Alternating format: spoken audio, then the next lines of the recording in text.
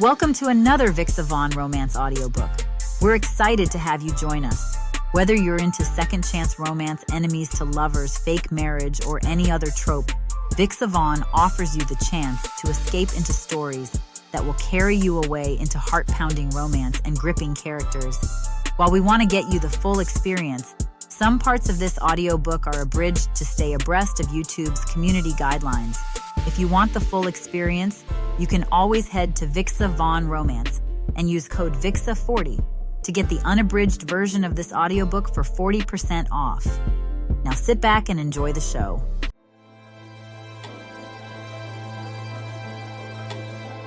Chapter 1. Theodore. What stupid news to start my morning. I almost crumpled the paper in my hands. It's 6 a.m., and this is what I receive first. The family lawyer trembles as he avoids my gaze. He knows what I do when provoked. Getting fired will be the least of his problems. If my eyes could kill, he's already dead. I threw daggers at him the moment he entered my office. Knowing that this isn't his fault doesn't lessen my anger. He glances at me from time to time, as if saying not to shoot the messenger. Great! Instead of crumpling the paper, I slap it on my mahogany desk. Frustration rushes into my veins, making me irrational. What the hell is this, Trent? I snap at him.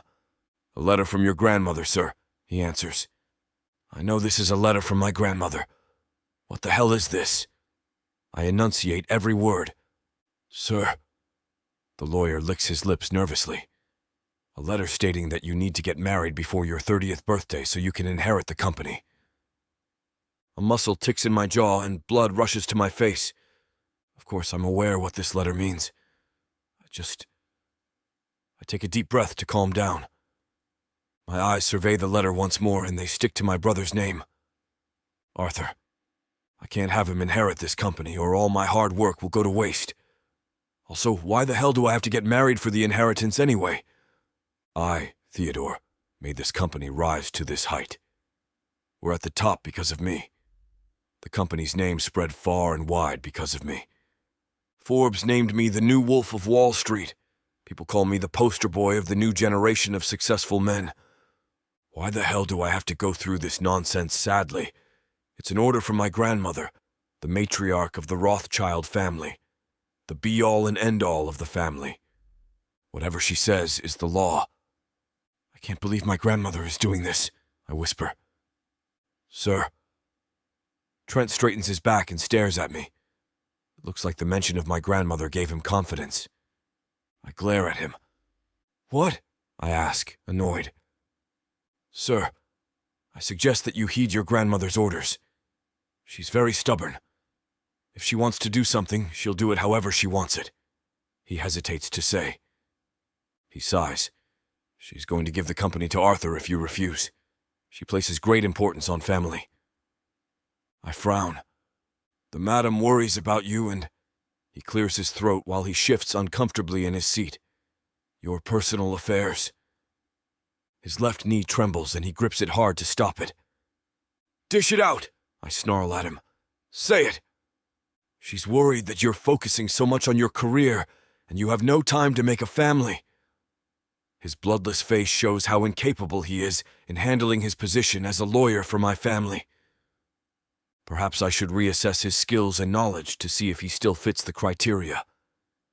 But first things first.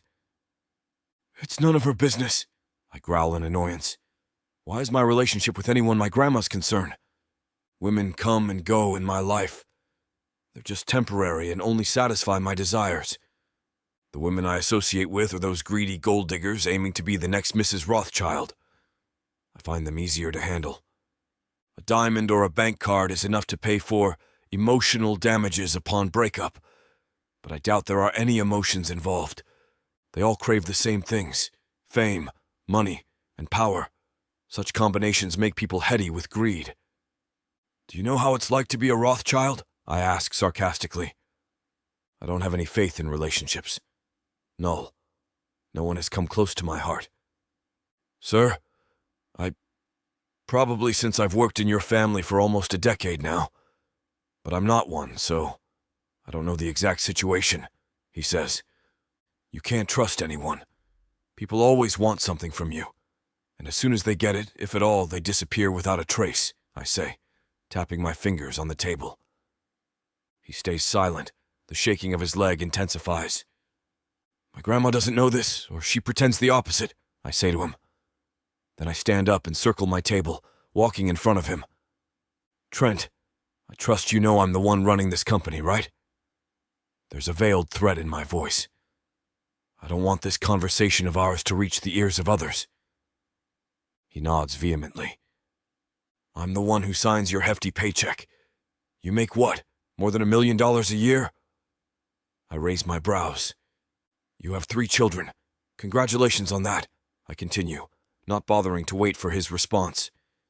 You also have 3 mistresses, despite your potbelly. His eyes widen and he turns paler. You're doing your best to provide for them. That's admirable. I tap his shoulder. You should know what to do. I loosen my collar as I gesture for him to leave. The lawyer walks out with trembling legs. Damn it, I curse and throw my tie away. It's suffocating. The 4 walls of my office seem to close in on me. There are so many things running in my head. I don't know where to begin to address things. I sigh for the umpteenth time. No solution comes to my mind. Perhaps I need to shake my brain awake. A cup of Americano will do it perfectly. I press the buzzer for Layla, my secretary in charge of my day-to-day office life. Sir? The person on the other line says in a husky voice. I stop for a moment. Did Layla just wake up? 7:06 a.m. I ordered her to come early to take care of a contract with another company. She's supposed to come around 8 a.m. A cup of Americano, please, I say to her. 3 minutes later, she comes in with a cup of hot coffee. It smells great. This is my power booster every morning. Here's your coffee, sir. She sounds annoyed. I raise my brows at that. What? I'm angry. You told me to work on the contract as we needed at your first meeting. So I came here around 1 a.m. and just slept an hour ago, she says, full of frustration. I almost choke on my coffee. Layla has this habit of speaking her mind, and honestly, I like it. We've been working together for a long time, so I've kind of gotten used to it. Sorry about that, I say. Damn it, sometimes I can be such a slave driver. But I pay them so well, too. Layla looks at me with a deadpan face. If you don't need anything else, I'm going out, she says to me and leaves. Her retreating back looks tired. I feel guilty. Maybe I should let her sleep more. But how can I finish my work without her help? She's the most efficient secretary I know. A very beautiful one at that. Chapter 2. Theodore. Damn it! This isn't working at all! I snap and place my pen down. I've been reviewing the contracts on my table for an hour now, but I'm not making any progress. Concentration has run away from me. All I can think about is the letter from my grandma. It keeps flashing in my head, and disbelief lingers in my heart because of what she did, of what she wants me to do. Grandma should support me, as I'm the one who brought this company to its current success. I made all of these happen. It's because of me why we have so many privileges and we earn billions annually. But she seems to have forgotten it. I'm no longer a child she can control, but I also can't make light of her threat. Grandma's going to do it if she wants to. I'm sure of it. This is stupid, I murmur and lean back on my swivel chair. Perhaps I should talk to her about it. But from the looks of it, it will be of no use. She has decided. It's easier to move 10 tons of cement than change her mind. I heave a deep sigh, wondering what I should do. I know there's a solution around this, but it refuses to come into my mind. A firm knock on the door pulls me from my thoughts. It surprises me, and I almost jump out of my seat. Come in, I say with slight irritation and compose myself. Hey. Mark swaggers in, looking like this is his office. I'm used to this attitude of his. What? I ask with a frown. This isn't the right time for him to come. I have so many things to do. I heard about the lawyer's visit, he says to me as he sits in the chair in front of me, annoyingly comfortable. I raise my brow at him. Although I shouldn't be surprised, in this office, news travels faster than the speed of light. Layla told me, he says, pointing his thumb in her direction. What's it all about? From your face, I can see that it's definitely not pleasant. My frown deepens and I glare at him. What's it to you? I snap like a wounded animal, ready to bite. Mark raises both his arms. Oh, man, I'm not your enemy, he says to me and shakes his head. I sigh. Sorry about that. I pinch my forehead. One hell of a headache coming my way, I can already feel it. It's fine. So, what happened? Tell me, I might be able to help, Mark offers. This is one of the biggest things that I appreciate about our relationship. Whenever one of us is in a tight spot, we immediately extend any help we can give. We're very close, more than brothers. Grandma sent me a letter, I say, suddenly drained of all strength. She wants me to get married before I turn 30, or else this company will go to Arthur. Bitterness and frustration fills me again. These words leave a nasty taste in my mouth. What the hell? Mark exclaims, eyes wide. You've worked so hard for this company and this happens? Yeah, and Grandma still holds most of the shares in this company. She was the former chairperson, and the people sitting on the board are loyal to her, I say. Every board member is Grandma's ally. They were already there even before I took over. Why don't you hire a fake wife? Mark whispers as he looks around.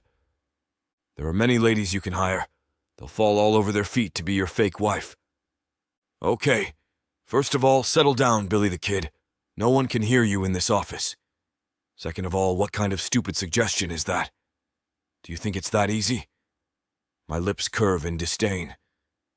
I'll be lucky if they don't cling to me. But they will. No doubt about it. Somehow all the women I know ended up wishing more from me. Well, it will not be easy, but it will make your problems go away. Hire someone who won't fall for you then, he convinces me. Where would I go looking for one? For all I know, she'll fall in love with me after we spend time together, I say. Damn, I think your confidence needs a boost, Mark says sarcastically. I smirk at him. Okay, you're right. I know your confidence stems from countless women's admiration, Mark says and glares at me.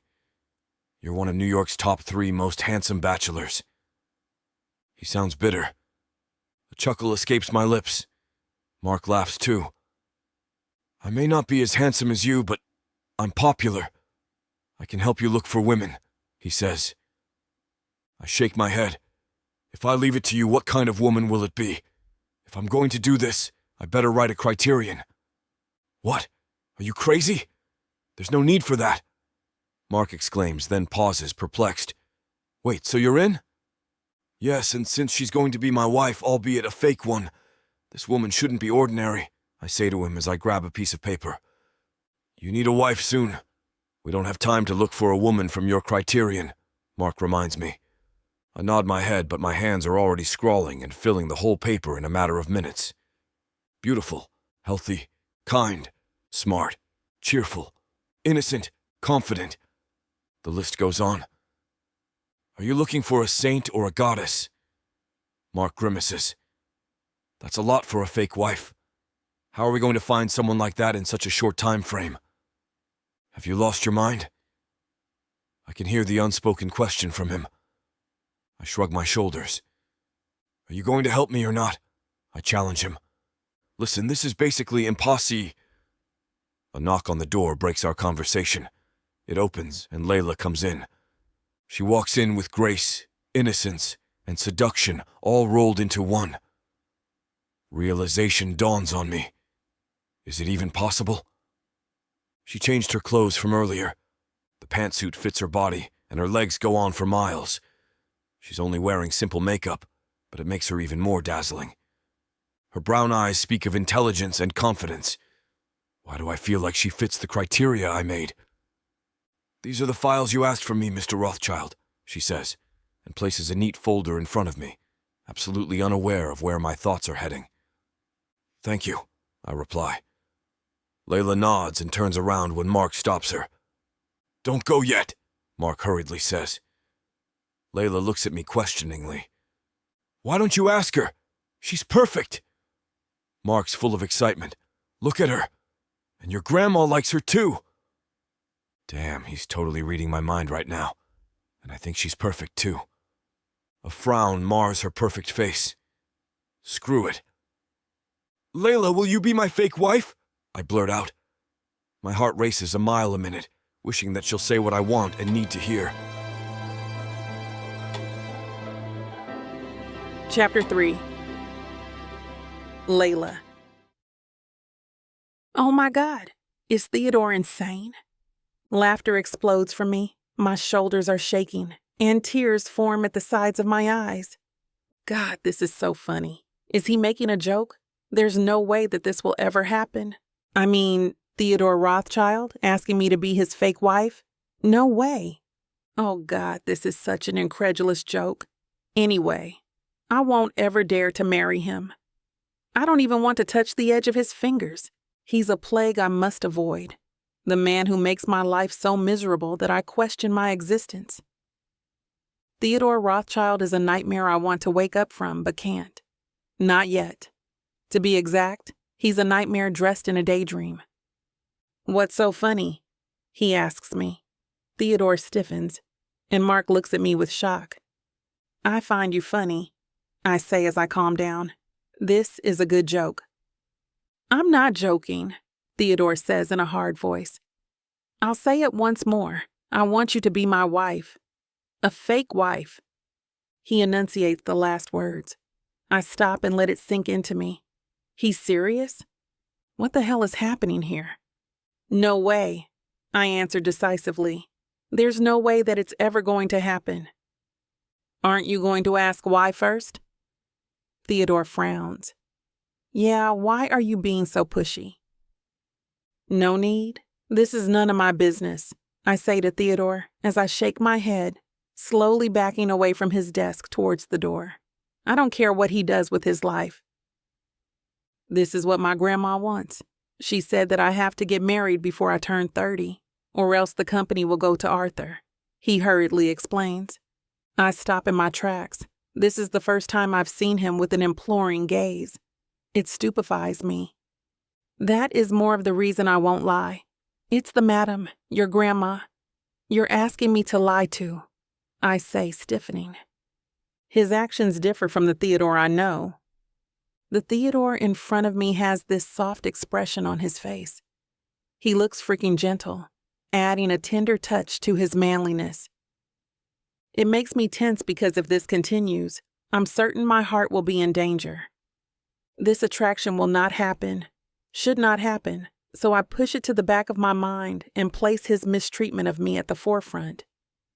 There's no way this is ever going to happen. How can I pretend to be your wife when you made my life miserable? I don't have any good feelings about you, I say to him. Shock paints Theodore's face. Then he frowns. What do you mean? He asks, full of confusion. Seriously, he didn't know what he did wrong? The nerve of him. If not because of my contract, I already left this hellhole. You made my life miserable. I couldn't even get enough proper sleep, and you end up terrorizing me in my dreams. I point to him. Theodore's frown deepens. I continue. Don't tell me you don't know. You wake me up in the middle of the night to order me around. I'm the one who receives the slaps of those women you dumped, and I even arrange for your hotel room whenever you want to screw. His face turns red. There's more. I cross my arms, courage overtaking my body. I can't stop. Over time, almost every day, I don't have time for my personal life anymore. Then I take care of all your mess with women, buy gifts for them, and even receive death threats because of your womanizing. From the corner of my eyes, I see Mark grimace. He has a look of understanding on his face. Good. He understands what his best friend constantly puts me through. I do your grocery shopping, I pick up your dry cleaning, and even clean your house when there's no available personnel. I add as I count with my fingers. Well, the last part I've only done once. It was last minute, and because of it, I found things that made me traumatized. His sexual toys. I didn't expect him to have those. Fortunately, they seemed unused. The memory sends heat to my cheeks, making me feel embarrassed. But come to think of it, it might be Mark pranking him. It's more in line with his personality than Theodore's. That's impossible. I have people to do those. Theodore shakes his head vehemently. His words bring me back to our current topic. Mark interrupts. I think you did. I remember you asking her to do those things. Silence takes over the entire office. Theodore looks like he swallowed a fly. I gloat inside, thinking how timely it is that Mark backed me, for once now. His honesty can sometimes help. I sigh. It's clear you place little importance on me, or any employees at that. You just do your own thing and order us to do what benefits you. Does the truth hurt? I hope it does. I want to question him, but there's no point, right? Geez, I just want to end things with this company, that's all. Nothing more, nothing less. Also, he pays me very well. The bonus is the one that makes me tolerate things, though. But sometimes Theodore goes overboard, like now. I didn't even sleep properly. Maybe 2 hours only? Yesterday I came home late at night because of a business deal contract the team is finishing. It was around 11 p.m. Then by 12:30 a.m., he called me to work on a contract we need for his 8 a.m. meeting. What does he think about me? Am I a machine? Even machinery overheats and needs maintenance and rest. If you hated this work so much, why are you here? Why are you still working? He asked, genuinely confused. I don't think I have to answer that, I declare, raising my head. I have my reasons. You didn't even tell me these things. Theodore sounds angry, but he still didn't raise his voice. I have told you many times. Earlier, I told you I'm angry, but what did you do? You said sorry, and that's it, I explained to him. I know there's no use talking to him about it, because he only ends up ignoring or putting them at the back of his head, as he's always so busy with his life. Honestly, I don't so you're not helping us? Mark cuts between us. I glare daggers at him. If there's nothing else, I'll excuse myself, I ask. Theodore sighs and waves for me to leave. I walk out. I would never lend him a hand. Helping Theodore lie? Nah, I'll pass. Chapter 4. Theodore. I've thought it through these last few days. Layla shook me with her words. I admit she's correct. My past actions have been too much. But this is how I roll, always. I admire Layla's courage, though. She's the only person to ever call me out on my mistakes. I appreciate her honesty and frankness. She would rather say it to my face than talk behind my back. I like it, which is why my mind is set on her and won't change. I'll do anything for her to become my fake wife. She fits my description down to the T. I press the intercom buzzer. Layla, can you come to my office, please? I say. Nervousness grips my throat, but I calm myself down immediately. She walks in, wearing her pantsuit. It's formal, but it serves to highlight her sexiness. The cloth encases her curves wonderfully. I'm starting to envy it. Damn, I think she's even more attractive than yesterday. Since the time I thought of her as my fake wife, I've started to notice things, like how hot she is. Good morning, sir. She's polite and no longer grumpy with me. These last few days, I've lessened her workload. I'm sure she had time for her family and personal life. Wait, does she have a boyfriend? The idea isn't appealing, making me discomfited. I shake my head to clear my mind. Is there something you want me to do? She asks, glancing at my table. I follow her eyes. The files in front of me have piled up, but I can handle them. These are the byproducts of my absent-mindedness these last few days. Well, I don't have much for you to do, I honestly answer. There are so many secretaries in our company, and I haven't put them to use. I always prefer Layla to do my orders herself. She's the one I trust, and her efficiency is awesome. I'm afraid I'll never find someone like her. Layla is my lifesaver, or else I would have been up to my eyeballs in my paperwork. Pregnant silence ensues, making me tense. She remains standing in front of my table. Please take a seat, I say. Layla sits properly, her legs crossed. She's always so elegant and graceful in her movements.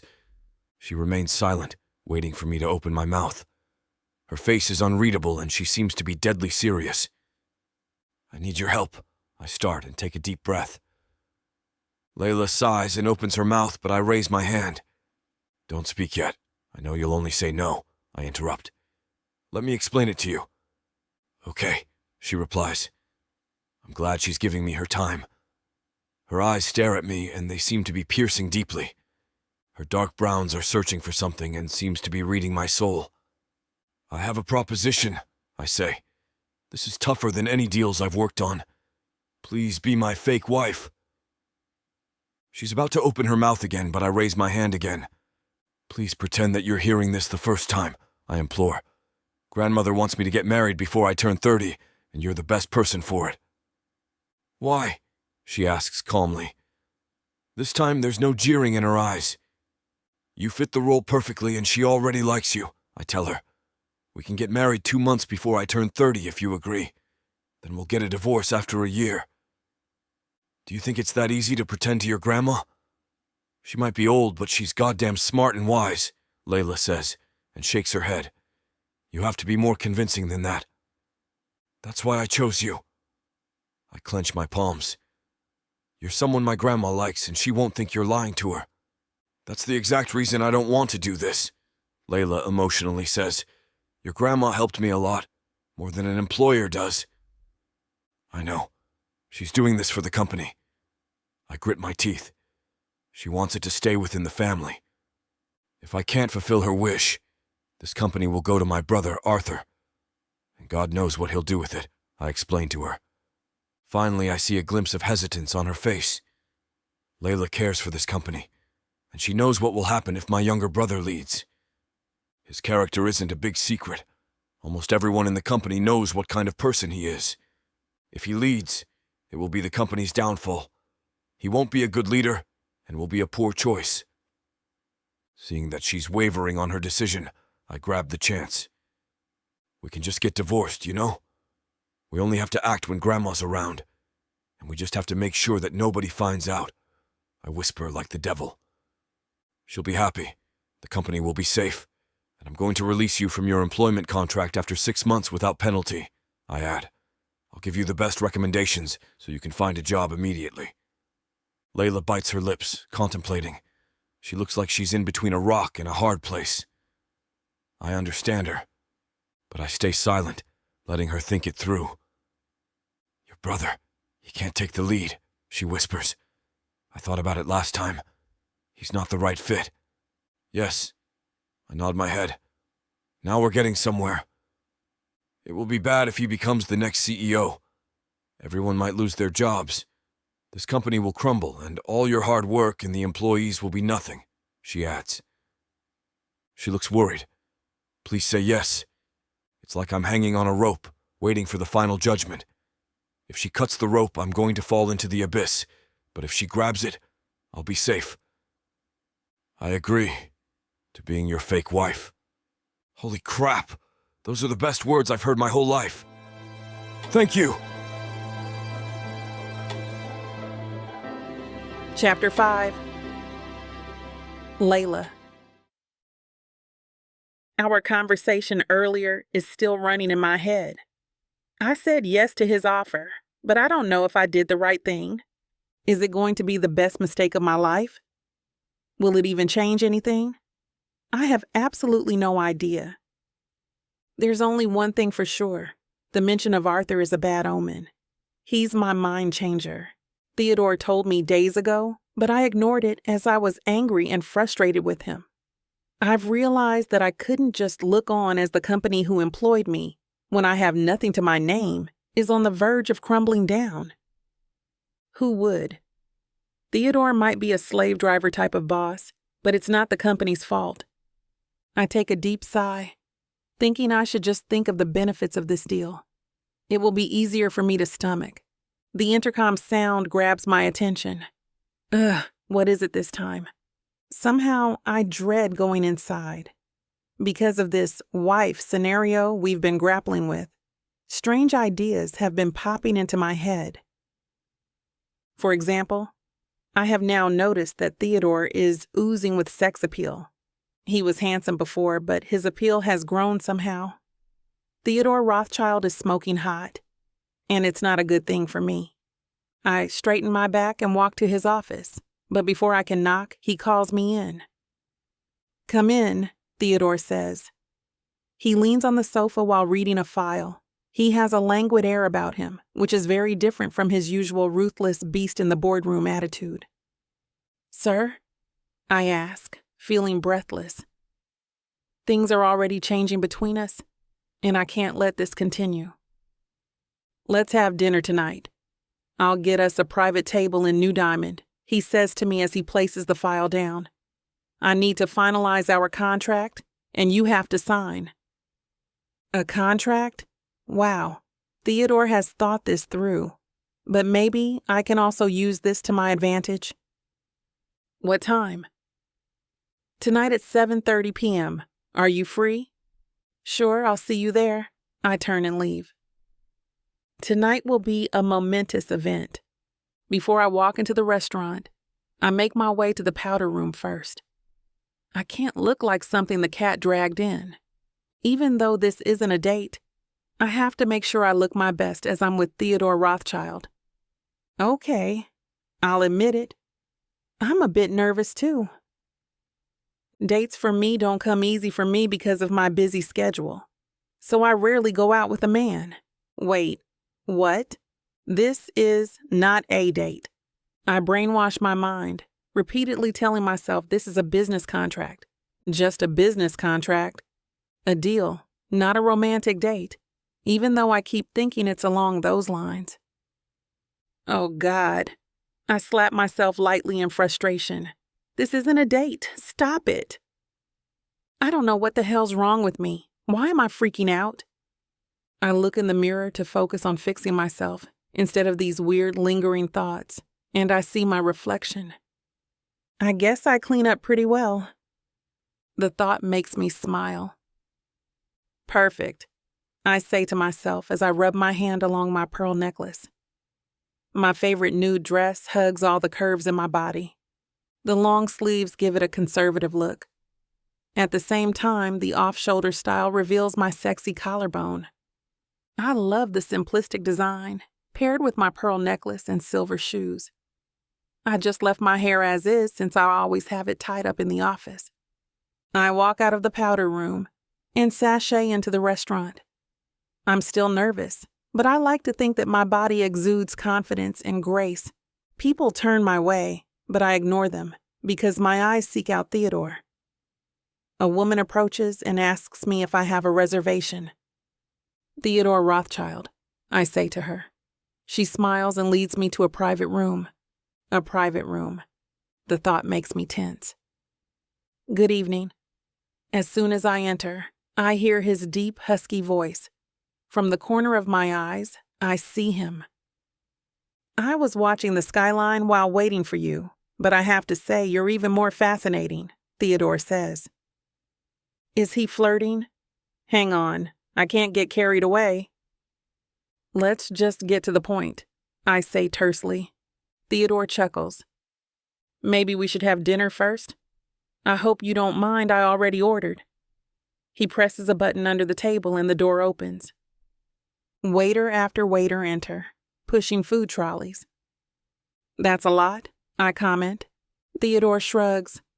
"I don't know what you want to eat, so I ordered a bit of everything." "Well, that's a bit overkill, and all this food will go to waste." I sigh.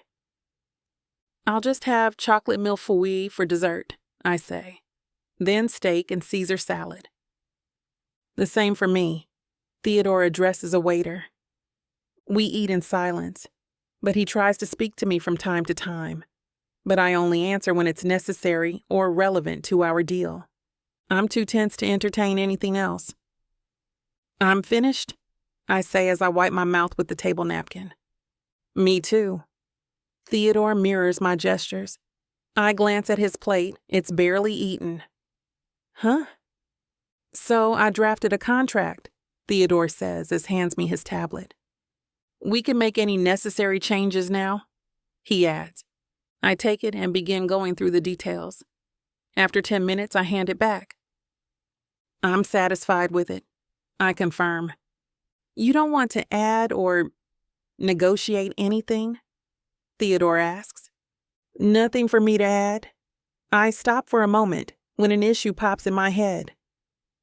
Oh, actually, about the living arrangements. I trail off. What about it? I want us to stay in separate rooms, even if we're in the same house. I tap my finger on the table. Also, we'll only act. I swallow, suddenly uncomfortable. Intimate in public. Okay, I can do those. Theo agrees. But just so you know, I'm open for intimacy, he adds. Oh, for Pete's sake. Well, I'm not. I rather this relationship of ours remains as a pure business connection, I firmly respond. I can do that too. Theodore nods. We're going to live in my house for the duration of this marriage, so I'll have your room prepared. Do you need anything? Decorations? What's your preference? There's no need for that, I say. He's attentive, but there's no need for it. Whatever he's willing to give me, I accept. I see. Deafening silence ensues. I decide to break it. If we're done here, I'm going home.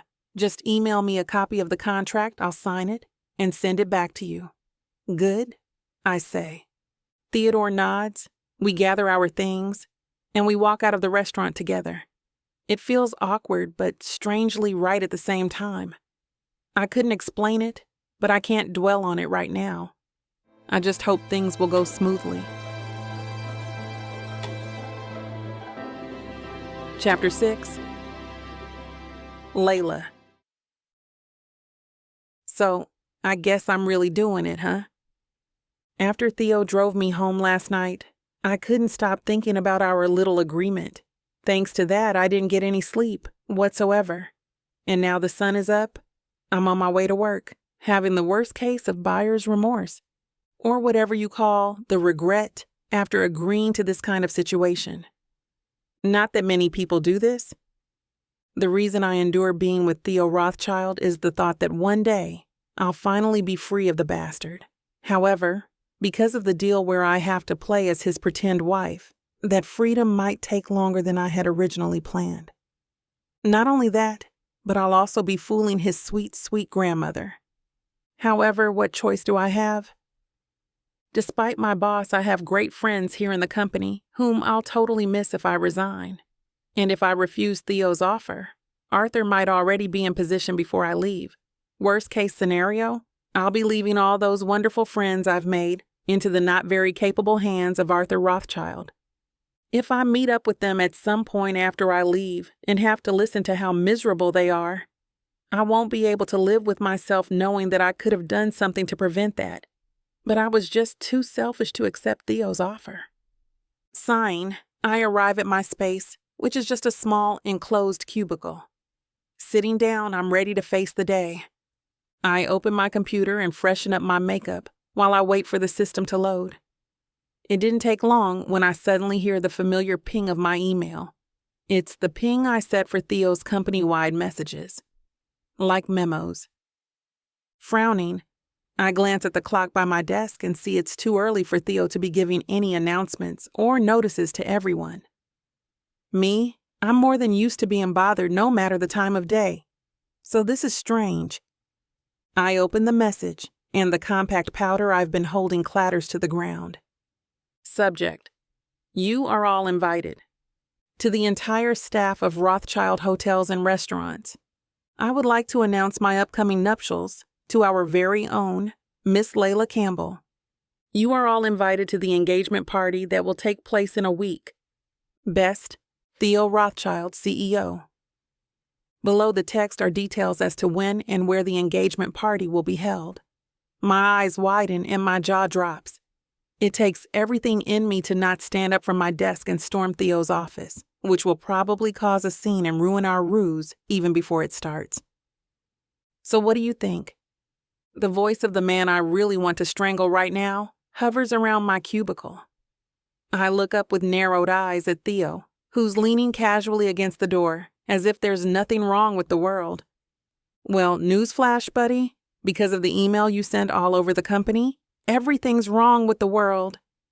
He even has the balls to amble to hard my desk after what he's done. This little son of a... What do I think? I smile a little too sweetly. Then I slowly stand, take a deep breath, and unleash my fury. Are you out of your damn mind? Why did you do this? This wasn't in the plan. What the actual hell, Theo? He takes a step back, frowning. Just because you're in a new position doesn't mean you have the right to badmouth me. Whether you like it or not, I'm still your boss. Even before I had this new position, when you're just my boss, it didn't stop me from badmouthing you in my mind. But because you did something we didn't talk about, I have the right to badmouth you in front of your face. He bristles from my rant, obviously not used to being told he's wrong and realizing that he did wrong. Well, what do you want me to do? It was taking too long, so I thought this will speed things up and make it easier for us. He rakes his hand through his hair in frustration. Easy for you to say, you pompous, egotistical... Theo's eyes widen suddenly, and he leans over towards my desk, placing a finger on my lips. I freeze on the spot, my senses suddenly becoming hyper-aware of his skin on mine. Shh! I hear someone coming, he whispers, leaning closer. I can feel his breath on my face and smell the fresh, minty scent of it, which makes my head spin. There's a soft knock on the door, and it's all I need to slap me back to reality. Hopping out of Theo's reach, we both turn to look at the door when his secretary, Kimmy Louie, who's also my friend, pops her head into my cubicle. "Oh, sir, you're here," she says in surprise. If she notices how rigid we both are, she doesn't show it and strolls inside. I thought Layla's alone, so I came to report to her. But it's also perfect that you're here so we can discuss this new virus that's been spreading around all the employees' emails. Theo raises an inquisitive brow at that. Virus? What virus? Kimmy gives him a printed copy of the email he sent to everyone.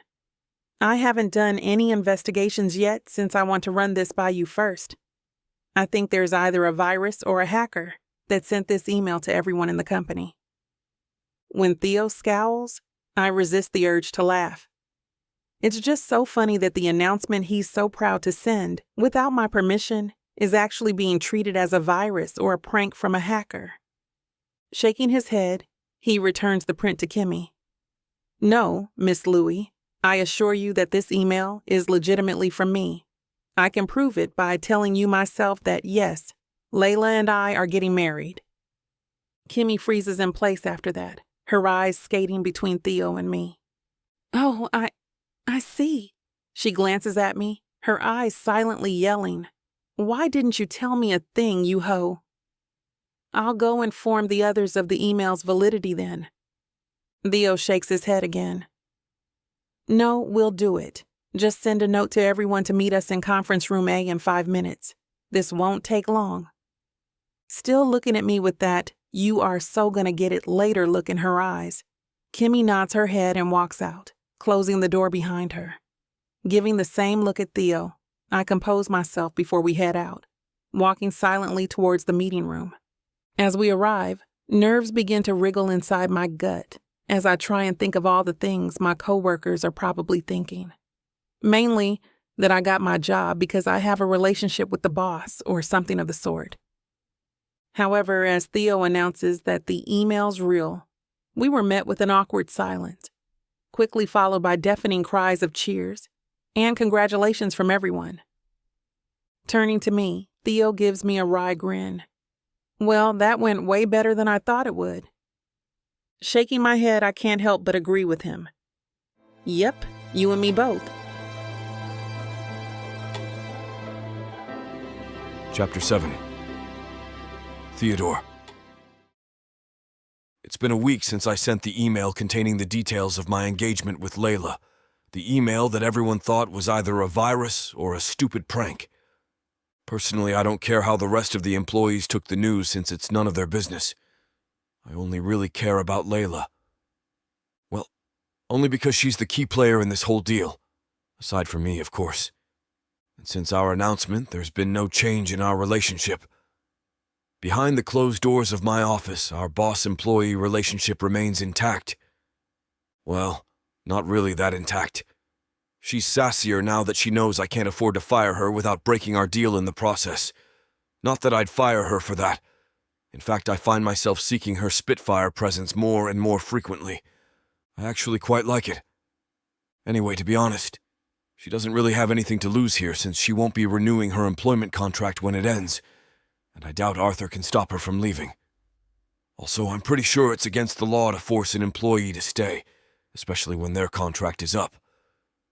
So why she's agreeing to this deal is beyond me, but I'll take what I can get. Sometimes I'll just leave my desk to go to her space and ask her to lunch or to dinner. I smile every time I think back to those times. She always turns me down, so I changed my tactic and started asking her out around other staff. The refusal is always crystal clear in her face, but because her co-workers are pretending not to notice our exchange, she has to agree. There's even this one time when I volunteered to come with her while she shops for my groceries. I've discovered that shopping with Layla is actually a rather interesting experience. Let's just say that arguing about the pros and cons of my food choices while we shop is one of the moments I want to experience again. And again. And because today's the day we're hosting our engagement party, I'm picking her up from her place so we can drive to the venue together. As I park the car in front of her building, the doorman opens the door, and out comes Layla in her peach, off-shoulder long gown that fits all her curves perfectly. Her hair is tied high up and has little to no makeup on, at least none that I can see from where I'm sitting. It's so achingly simple, yet I've never seen anyone quite as stunning. I quickly get out of the car, stumbling along the way, earning me a frown and a puzzled stare from her. I don't care if I look like a dork. As long as I open the car door for her, I feel a little better somewhere deep inside of me. Getting back into the car, I give her a once-over and smile. You look very beautiful, Layla. I take her surprise as an opportunity for a little bit more honesty and add, and not just right now, but even in the pantsuits you wear at work. Thank you, she chuckles lightly. Honestly, I thought I was just saying that to be polite. I mean, it's true, but just because something is true doesn't mean it has to be said. But now I feel like if I hadn't said it, it would have been a crime. Does that mean I've always noticed her even before we started our ruse? My mind churns the thought as I start the car. We drive in silence the whole way, but as we near the venue, Layla suddenly speaks up beside me, jarring me from my thoughts. Listen, just so you know, I invited someone to the party, but they don't know that our marriage will be fake, so do me a favor and don't mess this up for me. I glance at her and see that she's biting her lip anxiously and wringing her hands. I immediately got curious as to who can cause this kind of reaction to her. The Layla I know has always been spunky since I first gave her the tasks on her first day of work, yet looking at her now makes me think I'm with a different person. It worries me. I mean, I like Spitfire Layla, and now I find out I like this vulnerable Layla too. Well, that just makes me like Layla, period. That's what I'm worried about. But as much as I would like to explore this new revelation further, we're already at the venue. It's already filled with people, from company employees to family members, to my grandmother's friends and bingo mates. As soon as my grandmother catches wind of our arrival, she doesn't waste any time seeking us out, enveloping Layla with a warm hug. To say that she's excited, with all the grinning and hopping she's doing, is an understatement. Oh, I'd like to stay and chat, dear, but I can see more of my friends eager to know how my grandson finally managed to pop the question. She gushes and gives Layla one more hug. I'm sure we'll have plenty of time to catch up during the wedding and after. I'm just so happy that Theo managed to get his head out of his job and finally see the beauty right under his nose. Shaking my head, Layla and I just watched the old lady get lost in the sea of people. Looking at Blythe now, no one will think that she's already a grandmother to an almost 30-year-old man. "Layla, thank goodness I managed to find you," a voice calls at Layla from the opposite direction to where my grandmother disappeared. I turn and see a woman who's taller than Layla, and somehow, in some way, resemble her. Layla makes the introductions. "Theo, this is my older sister, Layla Campbell. Lisa, this is Theodore Rothchild, my boss and my fiancé." She hastily adds the last part. It didn't escape me that she almost told her sister that I'm just her boss. It's kind of funny knowing she threatened me not to screw up when she nearly did it herself. Thankfully, Lisa didn't seem to catch that little slip. Reining in my laugh, I give her sister a wide grin instead and offer my hand. "Hi, it's a pleasure to meet you." Lisa accepts my handshake enthusiastically. "I've never thanked you properly before, Mr. Rothchild." "Please, just call me Theo since we're practically family." She beams at Layla. "I like him. Handsome and very nice." She giggles, then turns back to me. "Anyway, I've never had the chance to say this, but I want to thank you for hiring Layla. Because of you, she has a job that helped us afford my son's medical expenses when he got sick." And then it hits me. So this is the reason why Layla took the job and endures it, even though she hates it. Hates me. Somehow, as the party goes on, I begin to see Layla in a different light, and I have no idea how to respond to it. I try to enjoy the party, but then two figures enter the room, and suddenly my weird, changing feelings toward Layla become the least of my worries. Arthur and his wife. Damn. I hope you're enjoying this audiobook by Vic Savon. If you want to keep hearing more audiobooks, then please hit that subscribe button and like the video. It may seem insignificant, but the more people that subscribe, the easier it is to produce more audiobooks in the future. So please help us out and subscribe to our channel.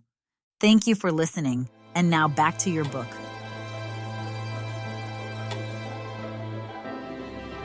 Chapter 8. Layla. I feel Theo stiffen beside me. I follow his line of sight and see, oh my God. A. Arthur and his wife. What the hell are they doing here? I compose myself as the pair glides toward us, even though they look as if they own the hotel room. And this is their party. I give Theo a subtle elbow on his ribs to get his attention and to lightly imply to pull himself together. When he grunts, I stifle a laugh. Instead, I smile as if I'm glad to see the couple making their way to us, and not because I want an outlet for my amusement. "Why is your brother here? Did you invite them?" I ask through the side of my lips. He snorts, sounding as if he's offended by the thought. "Don't be stupid. Never in a million years will I invite Arthur to anything, not even on the birthday of my puppy." "You have a puppy?" I glance at him with surprise. He shifts in place. "No, but I always wanted one. Even so, I'm not inviting that jerk if I do get to adopt a puppy and celebrate its first birthday." It's a struggle to hide my laugh because not only do I discover Theo has this silly side in him, but I also know that he's actually not being silly at all. A glance at his frowning face tells me that he's absolutely serious. "I can see that congratulations are in order," Arthur coolly says as they finally stop in front of us. "Although, Theo, I noticed that your bride-to-be looks a lot happier than you are. Probably because she's finally landing a husband who can extensively fill her pockets." He pauses, then lowers down his voice to a loud whisper. "Did you know that you're possibly marrying a gold digger, Theo?" As quickly as that, my smile and my cheerful mood disappear, replaced by a wave of sudden anger. I may hate Theo because of his attitude toward me, but at least he's not verbally abusing me and accusing me of nonsense as Arthur does. Stupid little sissy prick. I'm this close to saying that to his face. Damn all the consequences. But Theo suddenly wraps his arm around my waist and pulls me flush against him. I look up at him, and his face is dark and stony, and his eyes are flashing with pure loathing. Even I have to gulp down anxiously because, right now, Theo's looks can double kill anyone. I appreciate your heartfelt concern, little brother, he hisses. But if you're worried about Layla being a gold digger like Bethany, then rest assured, my wife is never and will never be like your wife. With that, Theo pulls me away from the couple and leads me toward the dance floor. Leonardo! I give Theo some time to process everything that happened so far. After a couple of minutes of silent dancing, I can't help but ask, well, that was intense. What was that all about? Theo sighs and looks away. Sorry, you had to see that? It's kind of a long story. I feel my brows rise toward my hairline because that's new. Theo never looks away. I've seen him deal with pain-in-the-butt customers and fellow businessmen, and he never bats an eye when they rail at him. And most importantly, Theo never apologizes. Now I'm curious, and I want to get the dirt. Well, it's not like I have other plans today. Might as well listen to your sob story so I can use something to make fun of you in the future, I say as casually as I can, following it up with a shrug. He smirks, and I swear my heart just did a somersault. Okay, fine. I look forward to how you'll do that without experiencing repercussions, he lightly challenges. Then he turns serious and continues. So yeah, Arthur's wife Bethany and I used to date.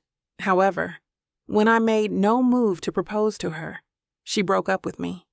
He shrugs. It's not a secret that our grandmother is itching for one of us to get married, so I guess Arthur saw that as an opportunity to blow past me and gain the upper hand. He didn't waste time seducing Bethany, proposing to her and parading her under my nose. He twirls us around the dance floor. I gotta say, even when he's talking about his past relationship with his ex and his brother, he can still dance like it's nobody's business. So there, not only did he gain favor from our grandmother because he got married before me, but he also thinks that he's hurting me because he got my girl. I hate to ask it, but, well, are you? Hurting, I mean. He looks at me. While he's telling me his story, not once did I see him look at me. He's either looking at the other dancers or at the ceiling. But he's looking at me right now, and that's when I see nothing. No hurt, no pain. A little spark of anger, yes, but I chalk that one up to his brother's sudden appearance at the party. He suddenly chuckles. Hell no. To be honest, I thought I was hurting. But looking back, I finally realized that what I was feeling when Bethany left me was guilt. Guilt? He nods. Guilt. Because when she left, all I felt was relief. But I guess I was on to something by feeling relieved after that. He then turned to look at his brother and his ex, dancing a couple of feet away from us. Anger and daggers seemed to spit from his eyes while looking at the two. Looking at them, I can see that Bethany is throwing Theo looks of longing. His brother is looking like he always looks, a pompous little peacock prick. They look good together, I say, and his head whips at me, a frown of disbelief clear on his face, making me smile. For a couple of slimy snakes, that is. He grins at me. You know what? I think you're right. I pat his shoulder as the music starts to draw to a close. Don't worry, Theo. Our plan will work and those two won't get anything. Not if I can help it. Chapter 9. Layla. You're so very beautiful tonight, Layla. Even more so when you're not wearing your pantsuits. Theo leans over to me. He's really close that I can smell his breath and almost taste it. Strawberries. My favorite. And it just makes me want to taste him all the more. I close my eyes and pucker up as he gets closer. Closer. Closer. Then, all of a sudden, he suddenly shouts in my face. Wake me up. Before you go. Don't leave me hanging on like a yo-yo. What the hell? I open my eyes to find myself lying in bed while my phone is singing like a banshee on my nightstand. A glance outside my window tells me that it's still too early in the morning. My mind quickly resolves that it's a weekday, and Theo is calling me on yet another early morning romp to get his goddamn coffee. However, when I finally recover from the startling wake-up call, I realize that it's the weekend. This better be good, I grumble. Closing my eyes, I reach over and snatch the phone from its perch, thumbing the answer button and pressing it to my ear. Before I can get a word out, Theo's commanding voice comes through the other line. "Pack up your bags and meet me outside your house. Now." Then he hangs up. Just like that, my body is wide awake. Unfortunately, I'm used to receiving those kinds of orders from Theo, even if it's in the middle of the night. Besides, I've had worse experiences than this, especially when I first started working for him. Mind and body alert and alive, I scramble out of bed and begin to pack up my things as fast and as neatly as I can. When I'm done, I bustle out the door toward Theo's car. As soon as I buckle up, he starts the car, and we drive away from my place. Then it suddenly occurs to me that I don't know where we're going, and why I need to pack my stuff in the first place. And now that the mini adrenaline rush I've experienced is fading away, I realize that I'm still very sleepy, but I can definitely fight to stay awake and alert, just in case Theo needs me for this. What? So, where are we going? I ask with a yawn. He shifts in his seat for a bit before answering. My grandmother invited us for the weekend at the family's estate. And just like that, my sleepiness is slapped away by anger and irritation. Theo, what the actual hell? We've been through this before. How dare you do something again without telling me first? Is that too much to ask, huh? Huh? I can't help but shout at him and let my frustration show. Watching him wriggle in his seat somehow appeases me, but it's not enough. If he wants this plan to work, he has to cooperate with me. We're working as partners now, and he has to learn not to work on his own. He has to accept that I also have a say in this, because blindly following his lead without any knowledge of what I'll be up against can lead to getting our butts busted. Layla, just stop. I cut him off, turning in my seat away from him and looking out the window. I'm not talking to you until you learn that thing called communication. Apparently, you don't know what that word means. No one utters another word. We're both silent throughout the ride. I didn't even realize that I've fallen asleep. I don't know how long I was out of it, but when I wake up, my head's already perched on Theo's shoulder. I notice that we're already parked somewhere, probably already at his grandmother's place because the lawn and garden outside are immaculate. I look up and see Theo looking at me with gentleness, softness. His face is so close to mine that I'm reminded of the dream I had just before he woke me up, only to ruin my day. Unfortunately, my bad mood is not enough to stop a little stirring in my chest while I look at him. It makes me nervous. So I choose an emotion that I'm well acquainted with when it comes to Theo. Anger. I push away from him, glaring at him along the way. You're not off the hook, mister. I don't give him the chance to respond, quickly opening the door to climb out of the car as fast as I can. I squeak when someone bumps into me and hugs me tight. It takes me about a hot second to realize that Theo's grandmother bulldozed into me as soon as she saw me out of the car. "Oh, I'm so happy you came, my dear," the old woman beams at me, pulling away and taking my hand in hers. She's just so warm and so caring that I can't help but give her a genuine smile and let a little of my anger seep out. I've always liked Theo's grandmother, since she sometimes comes over to the office to check on him, but really, Blythe Rothchild is practically everyone's grandmother there with how she babies every staff she comes across with. "Thank you for inviting us, Mrs. Rothchild." She waves her hand in the air dismissively. "Oh, don't be silly calling me that, child. Call me Blythe or Gran. And come. I can't wait to give you a tour of the place." After instructing the staff to put away my things, we spend half of the day going from room to room. All the while, Blythe gives me a summary of the history behind why the room is named like that, and in which rooms Theo and Arthur did a lot of damage when they were kids. Despite myself, I laugh at the anecdotes and take pleasure in seeing Theo, who's slowly trailing behind us and listening in, redden more than once or twice during the house tour. When we finish, Blythe leads us outside toward the vineyard. Then she suddenly begins asking questions regarding the wedding, and for the life of me, I don't have one clue what to answer. Thankfully, Theo's instantly by my side and answers his grandmother's questions for me. For us. I want to thank him, but on one hand, it's his job, since it's his fault for dragging me here without prior notice. If he'd just given me a heads up, then we probably had time to plan and talk about the basics of our fake wedding. On the other hand, if I wasn't so stubborn, I probably would have heard him out while on the ride here, and we could have had the time to talk about those. Maybe I'm as much to blame here as him. Chapter 10. Theodore. I've been trying to think about what to say to Layla while my grandmother drags her throughout the house.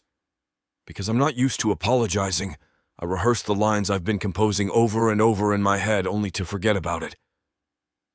I know that Layla's right about me, that I'm wrong by not letting her into what I plan to do. I'm just so used to doing things alone that I think it's automatic for me to make decisions by myself and have the others follow my lead. So this working together will take some getting used to. And to get on Layla's good side, I have to cooperate and try to work better with her. So I'll start by apologizing. Again. While Gran is somewhat occupied with whatever's troubling one of the grapevines, I sidle up beside Layla.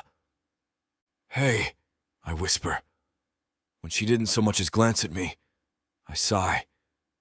I know that I just have to say it before Gran returns her attention to us. I'm really sorry for not telling you about the trip. I really am.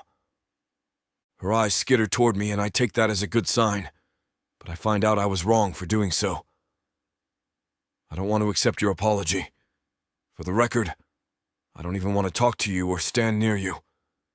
But since your grandmother is around, I don't want her to know that I hate your guts. I open my mouth to tell her that she's right and assure her that I'll do better from now on.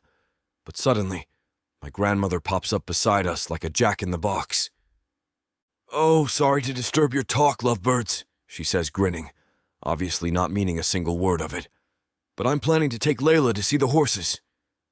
I've never seen horses up close before, just from the movies and some in Animal Planet, but that's it. I can't wait to see them." Layla smiles at her, apparently eager to get away from me, as if I will let her do that so easily. As my grandmother pulls her toward the barn, I trail them from behind sedately. Sometimes I listen in on their conversation, just in case Gran mentions anything about wedding details again. I wince at the memory of Layla's deer in the headlights expression over my grandmother's questions. It's just another reminder of my carelessness and disregarding the notion of notifying Layla about the trip. If only I just told her about the invite, we probably would have had time to talk about what to say whenever Gran or anyone asks about our fake wedding. Even if I just told her an hour or a couple of minutes before ordering her out of bed this morning, then she wouldn't be so mad at me. And we can talk about what to do and say on the way here. I sigh. Since I can't turn back time, there's nothing I can do but move on and consider that as a lesson learned. "Oh, that one is so beautiful!" Layla exclaims as we arrive at the corral near the stables where the animals are grazing. She stops and leans on the wooden fence as she watches a pure black Arabian grazing among the spotted and white horses. "Oh, that's Snake Eyes," Gran tells Layla, standing beside her. "He's Theo's horse." "Oh, is he?" She glances toward me as I casually stand on her other side. Why Snake Eyes? Even if she's looking at me, I know she's asking my grandmother. Theo won him as a colt from gambling against a horrible man when he was a teenager.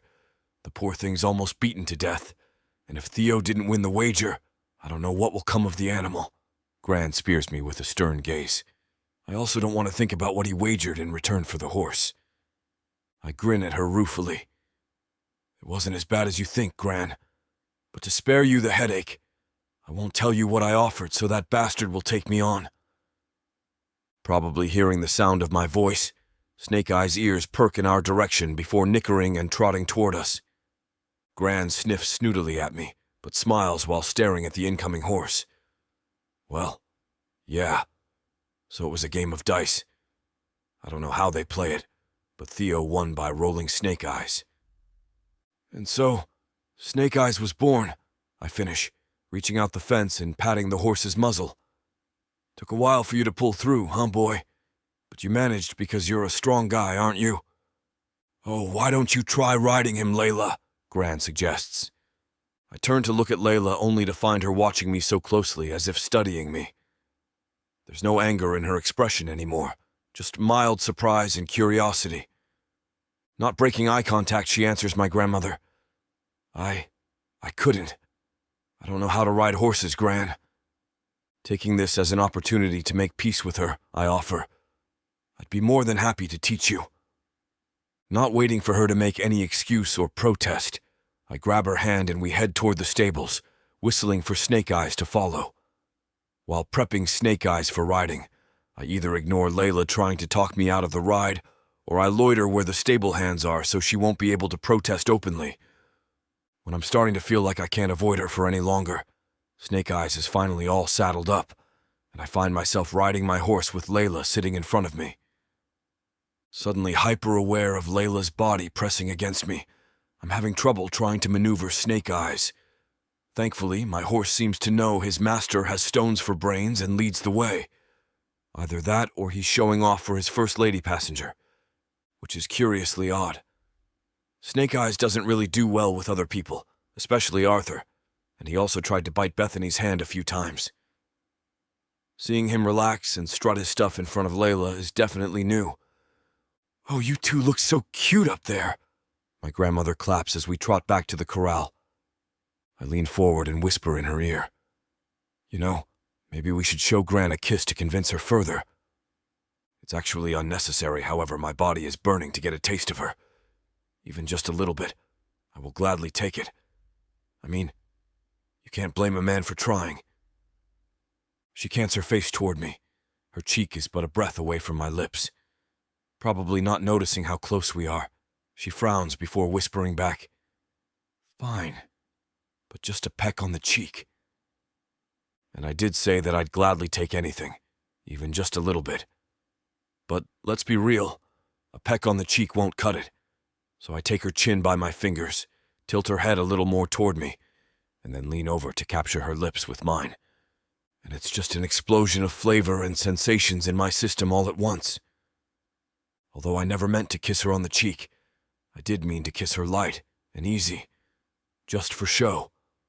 However, as soon as her lips touched mine and fireworks began exploding inside of me, I lost track of time, our environment, everything. All that matters is Layla and how deliciously good she feels right here in my arms. While I'm occupied with trying to savor Layla's flavor and struggling not to ravish her right there and then, I didn't notice the newcomers standing beside my grandmother and how I failed to smell the stench of enemies in the air. Arthur and Bethany. Chapter 11. Theodore. I hear someone clearing their throat and it instantly puts me on high alert, because it's not just your usual throat clearing. It's the obnoxious throat clearing I've heard my entire life. One I know whom it's from. I pull away from our kiss and look around to find Arthur and Bethany standing beside Gran by the corral. My blood instantly boils at the stupid grin my brother is wearing. I wouldn't even dare touch Arthur with a 10-foot pole, but I want to be polite for Gran. Reluctantly, I spur Snake Eyes toward the trio. My horse snorts and flicks his tail in irritation, sensing the presence of his most hated human. When I got Snake Eyes home all those years ago, Arthur tried to ride him, and since the horse was too weak and couldn't get up, he took a riding crop and slapped the animal with it. From then on, as Snake Eyes recovered and grew strong, he never let my brother near him ever again.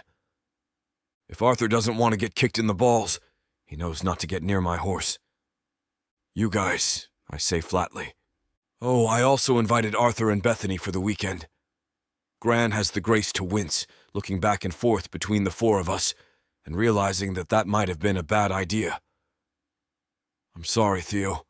I don't know why I thought of that, considering the history. If you think I'll be affected by that woman beside my little brother, you're horribly mistaken. I don't care about that anymore. Just don't let him get in my way or Layla's. I don't want to punch his teeth out when he says another word against my fiancée. I say in an unyielding tone as I keep my face stone hard. Although what I said about Bethany was truthful, I don't know if I could say the same about Arthur. I don't know why, but I just can't seem to shake off the anger and the irritation whenever I see him. Maybe because, unlike Bethany, I'm still harboring hope that someday Arthur and I will make peace. He is my brother after all, and we're close when we were kids. How and why he became like this is beyond me. For now, though, I don't want anything to do with him. I see Arthur's eyes flash at the mention of me calling him my little brother. I don't want to give him any chance to respond, so I urge Snake Eyes to move away. Layla and I will continue our horseback riding, Gran. You can all have dinner later, and we can arrange our own private dinner afterward. We spend the day doing just that. We ride Snake Eyes out of the corral and onto the trail I always took whenever I felt like trail riding, which I got into as soon as Snake Eyes was healthy and strong enough to do so. While out on the ride, I take the place of my grandmother, touring Layla along the trail riding path and telling her all the adventures I've had when I was young. We get back to the house late, so I had the staff serve us a private dinner, which we share in my room. When bedtime arrives, we head our separate ways with her sleeping on my bed, on my insistence, while I sleep on the sofa bed. The following morning, we head down to the kitchen for breakfast, only to find my grandmother already waiting for us with a smile. Now, I know that I did a little slip back there by inviting your brother and his wife here with you guys, she tells us with a wag of the rolling pin she's been holding. So I want to make it up to you. How about let's make some pies together? Grinning, I snake my arm around Layla's waist and lead her toward the kitchen island. You're going to love it, Layla. Making pies with Gran was always my favorite activity when I was young. The old woman wrinkles her nose at me. Don't go spouting lies, Theo. Don't believe him, dear. The only favorite activity I know he likes in the kitchen is eating the finished pies. I laugh, absent-mindedly getting an apron, putting it on Layla, and tying it for her before I do the same. That's not true. I'll prove it to both of you and make the best pie you've ever tasted. When the women just exchange disbelieving looks and giggle, it spurs me on to do better. However, it's a little challenging to do, especially when Gran and Layla take turns in smearing flour on my face. It didn't take long for the kitchen to fill with laughter and shouts. It's only when I notice that only one pair of hands is smearing flour at me that I look up to find that my grandmother is nowhere to be seen. Who knows how long Layla and I have been horsing around in the kitchen with her gone. I don't mind being alone with Layla, but I still feel like I need to check up on Gran.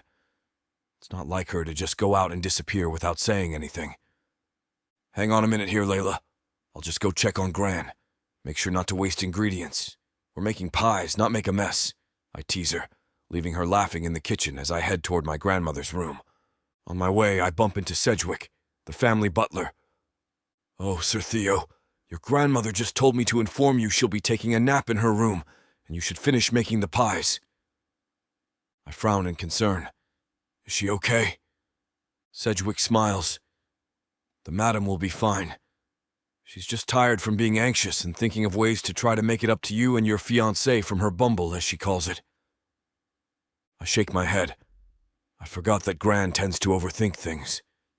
Okay then, if she's not coming down with something, I guess it's fine. If something is off in terms of her health, let me know immediately. We'll do so at the earliest, Sir Theo. I nod my thanks at the butler before I head back toward the kitchen. I frown when I hear there's more than one voice in the room. Don't think that you can keep Theo's attention for so long. You're just his executive assistant, correct? Don't you think he just wants an executive assistant without the pay? That voice and those words send my blood boiling. Without hesitation, I barge into the room to see that Bethany's toe-to-toe with Layla behind the counter. They haven't noticed me yet, and I'm about to speak in Layla's defense when she beats me to it. Layla wrinkles her nose with distaste. And who gave you the right to think that you know I wouldn't be able to keep his attention for so long, Bethany? Unlike you, he's going to marry me. Besides, why am I wasting my time here with you? Whatever you say doesn't matter since Theo and I are in love. With a shrug, she gives Bethany a cheeky grin before, unlike you. Deciding to let my presence known, I stroll behind Layla and hug her from behind. Layla's statement and the sight of me doing something I've never done when Bethany and I were together are more than enough to make her skin break out in goosebumps. One thing I'm sure of, though, is that I've never been more proud of Layla as of that moment. Chapter 12. Layla. Theo's presence is a welcome interruption. One more minute and I'm going to whip this woman's butt. She's obnoxious. It grates on my nerves. "What do you think you're doing, Bethany?" he asks her and places his chin on my shoulders. Theo's hold on me tightens. My body stiffens because of our closeness. I hold my breath for a moment. "We're just talking," Bethany replies as she proudly raises her chin. I let her know what I think. She's trying hard to act strong, but her hands are trembling. The color left her face moments ago. No matter how much she pretends, her body betrays her. Theodore is one intimidating man. "Layla doesn't need to know what you think." Theo lets go of me and gently pushes me behind him. Watching him protect me makes me feel safe and secured. His broad back inspires confidence and gives me the impression that he can handle anything. I want to lean my head on it. Theodore adds, "She's the one I love. We're in a committed relationship, and nothing can separate us. We're not like other couples who are in a relationship because of money, fame, or power." My heart skips a beat, then speeds up like a herd of horses is running after me. Bethany sways on her feet, and I reach out to catch her. I'm afraid that she's going to fall face first on the floor. Theodore seizes my outstretched hand and shakes his head. "No," he whispers in my ear. "She needs to hear this and deal with it. I'm tired of her antics. And my brother's too." I nod, then surreptitiously glance at our linked hands. Whenever we touch, passion ignites in my heart. It feels so right. A connection snaps in place to bring us together. But I think I'm the only one thinking and feeling this way. I bite my lips and pull my hand back. Theo raises his brow at me. I smile and act calmly. No way I'll let him know what's inside my head and heart. Not now and not ever. "Love, huh?" Bethany scoffs. "We're not in a fairy tale world, Theo, my dear brother-in-law. You have to face the harshness of the world and not delude yourself with love." Theo snickers. Bethany, you haven't changed a bit. Instead of concerning yourself with my relationship with Layla, you should think of yourself and how you're going to hold on to my brother." Bethany raises her chin and snaps, "It's none of your business, Theo Rothchild." She storms away in anger, her back ramrod straight. Poor woman. She's Arthur's wife. I wonder how hard her life is. "Are you okay?" Theo turns to me and holds my hands to his chest. God, his eyes penetrate my soul. Theo takes my breath away, making me senseless. Butterflies riot in my stomach. "What?" He moves closer to me. Our faces are only a hair's breadth apart, and I can smell his minty breath. Heat rushes to my cheeks. "I'm fine," I utter. My common sense is gradually slipping by the second. I have this urge to kiss Theodore fiercely. I add, "You?" I ask because confronting Bethany will always be an unpleasant experience. That woman is a witch through and through. A crisp chuckle escapes from his mouth, sending a tingle to my spine and heat to my core. There's no denying our physical attraction to each other. Or is it just me? "I'm fine. You don't need to worry about me." Theodore envelopes me in his warm embrace. It feels so comfortable.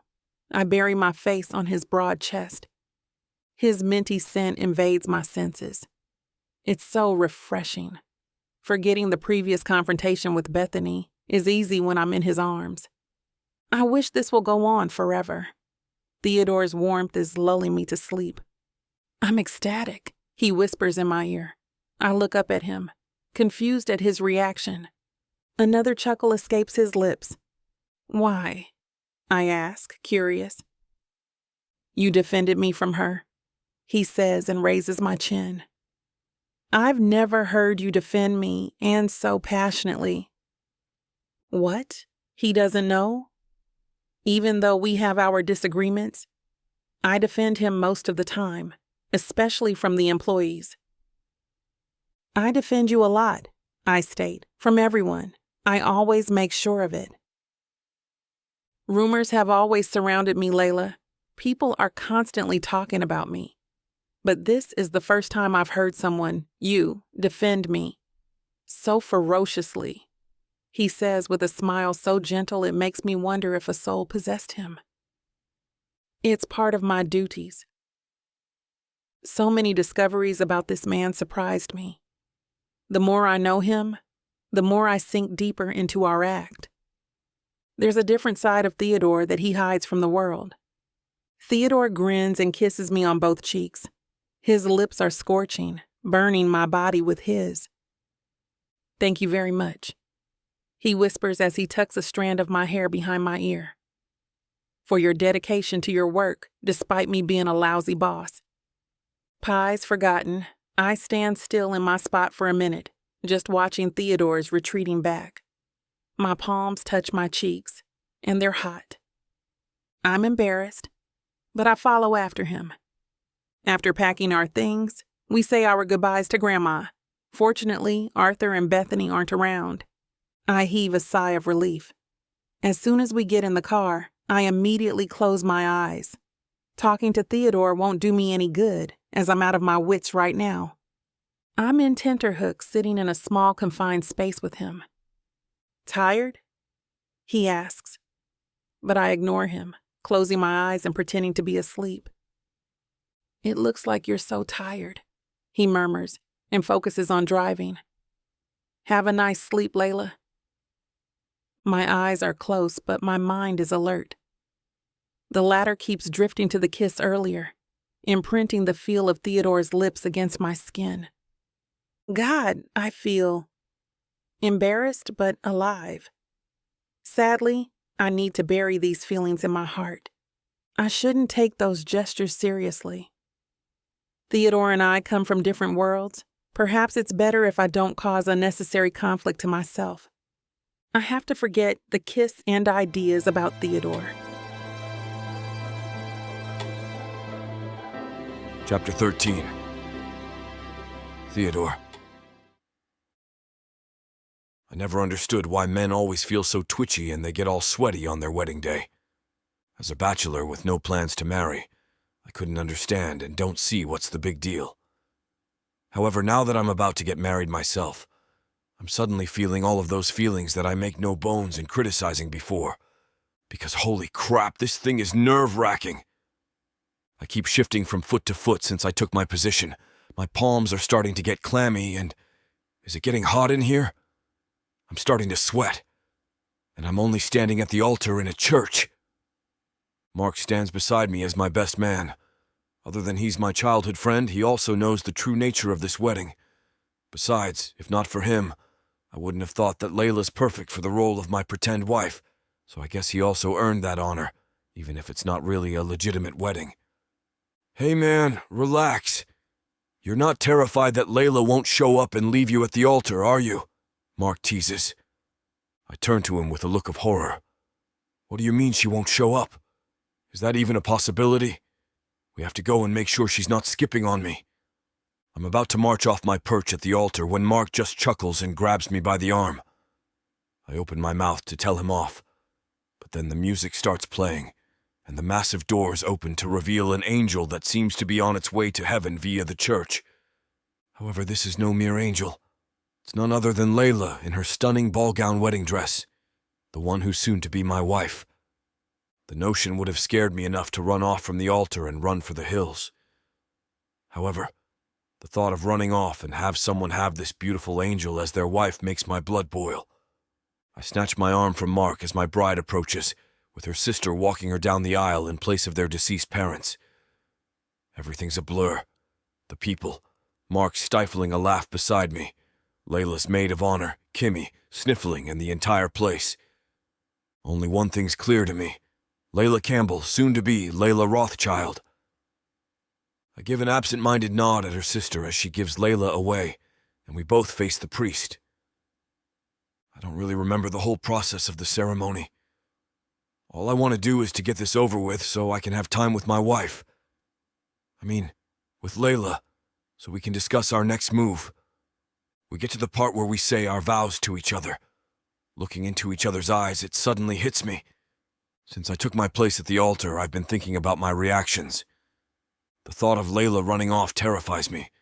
Likewise, I don't think about running to the hills despite how nervous I am. Thinking about someone else taking my place in marrying Layla makes me want to think about committing murder. Yes, even while I'm in church. And how quickly and easily I regard her as my wife. From those facts, I think I'm starting to have real feelings for Layla. Maybe marrying her isn't so bad after all. The thought makes me smile to myself. What are you thinking about? Layla suddenly whispers, looking up at me. And by the power vested in me, I now pronounce you man and wife. You may now kiss the bride, the priest announces. I give a subtle shrug and direct the smile to her. I just like where this is going. I didn't tell her that I mean both the kissing the bride part and where the two of us are heading after this. I lean over to throw Layla's veil from her face, and I'm dumbstruck yet again by her beauty. Without another word, I bend down to kiss her. As her lips touch mine, I'm overcome by the same feelings I had when I kissed her at my grand's estate. When the crowd start cheering, I'm reminded that we're not alone, that we're in a very public place, and in a church no less. I reluctantly pull away from our kiss, and watching Layla's reaction, I feel a little satisfaction that she might be feeling the same way I do. We exchange glances and sheepish grins before our family and guests start crowding us. Everything seems to be in fast forward. One moment Layla and I are taking pictures at the church, and before I know it, I find myself enjoying the wedding reception with my wife by my side. I feel some tugging at the back of my pants, and when I turn around, I see a little boy around the age of 10. Kneeling to his level, I give the boy a smile. Hey, bud, you must be Layla's nephew. What's your name? I'm Leo. Mommy told me your name, Uncle Theo, and we rhyme, the kid says with a grin, revealing one empty space where his front teeth should be. Normally, I don't really like interacting with kids, but this boy is pretty charming. I grin back at him and ruffle his hair before standing up. That we do, buddy. The boy then launches himself at Layla, catching her by surprise, and hugs her tight. Mommy told me to tell you congratulations, Aunt Layla. I don't know why, but congratulations. She laughs and hugs Leo to her. While I watch, my heart warms at the picture the two of them make. To think that she endured my attitude towards her while working for me, just so she can provide medical assistance to her nephew floors me. Layla is one of those women who's not only beautiful on the outside, but also on the inside.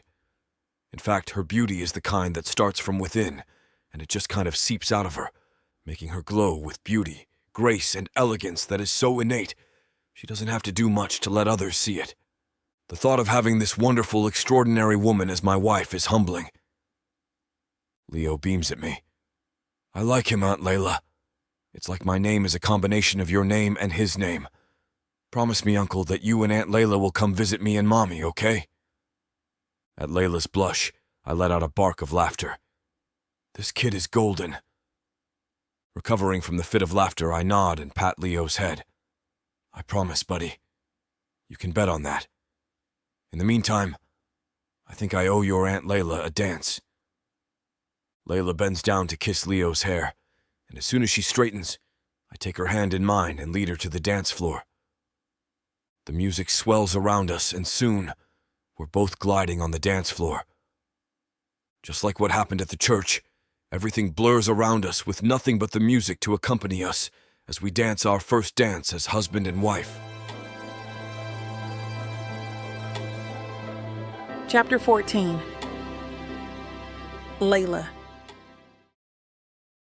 Everything is still overwhelming to me because here I am, standing in a daze outside my bedroom door while Theo stands before his, hoping that maybe he'll ask me to kiss him goodnight or something.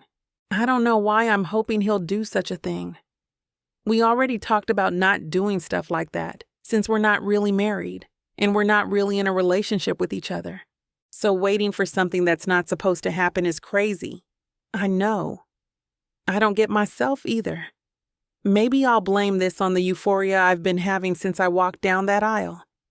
I remember walking down that aisle with my sister by my side. My heart was pounding so much, and my hands were clutching the bouquet in a death grip. Everything seemed so real that it made me want to burst into happy and sad tears. I've never thought about the future and getting married before. I had no plans to have my own family because, to me, Lisa and Leo are all the family I could ever need. So happy tears because I get to experience this beautiful moment once in my life, even if it's not real. And sad tears because now that I know how beautiful and breathtaking such a moment will be in a person's life, I want it for real now, which is not possible. However, throughout the ceremony, I pretended it was real. At least I could have that. And by God, Theodore Rothchild is one good-looking man. Actually, to hell with the word good-looking. Theo waiting at the end of that aisle for me in his suit looks so good. I feel like I went to heaven. So delicious. If only I can forget about the deal just for tonight. I'll take a very huge bite out of him. Then I'll make sure that will tide me over for a good while before I can think about making another excuse to ditch that deal and have him again. Right now, though, am I bold enough to take what I want? Layla, startling me from my thoughts, I turn to find Theo abandoning his place by his bedroom door, which is only right beside mine, and strides toward me. Well, well, well. Things are heating up again. You know what to do. Go to BWWM to get the dirty details that this platform won't put on the air.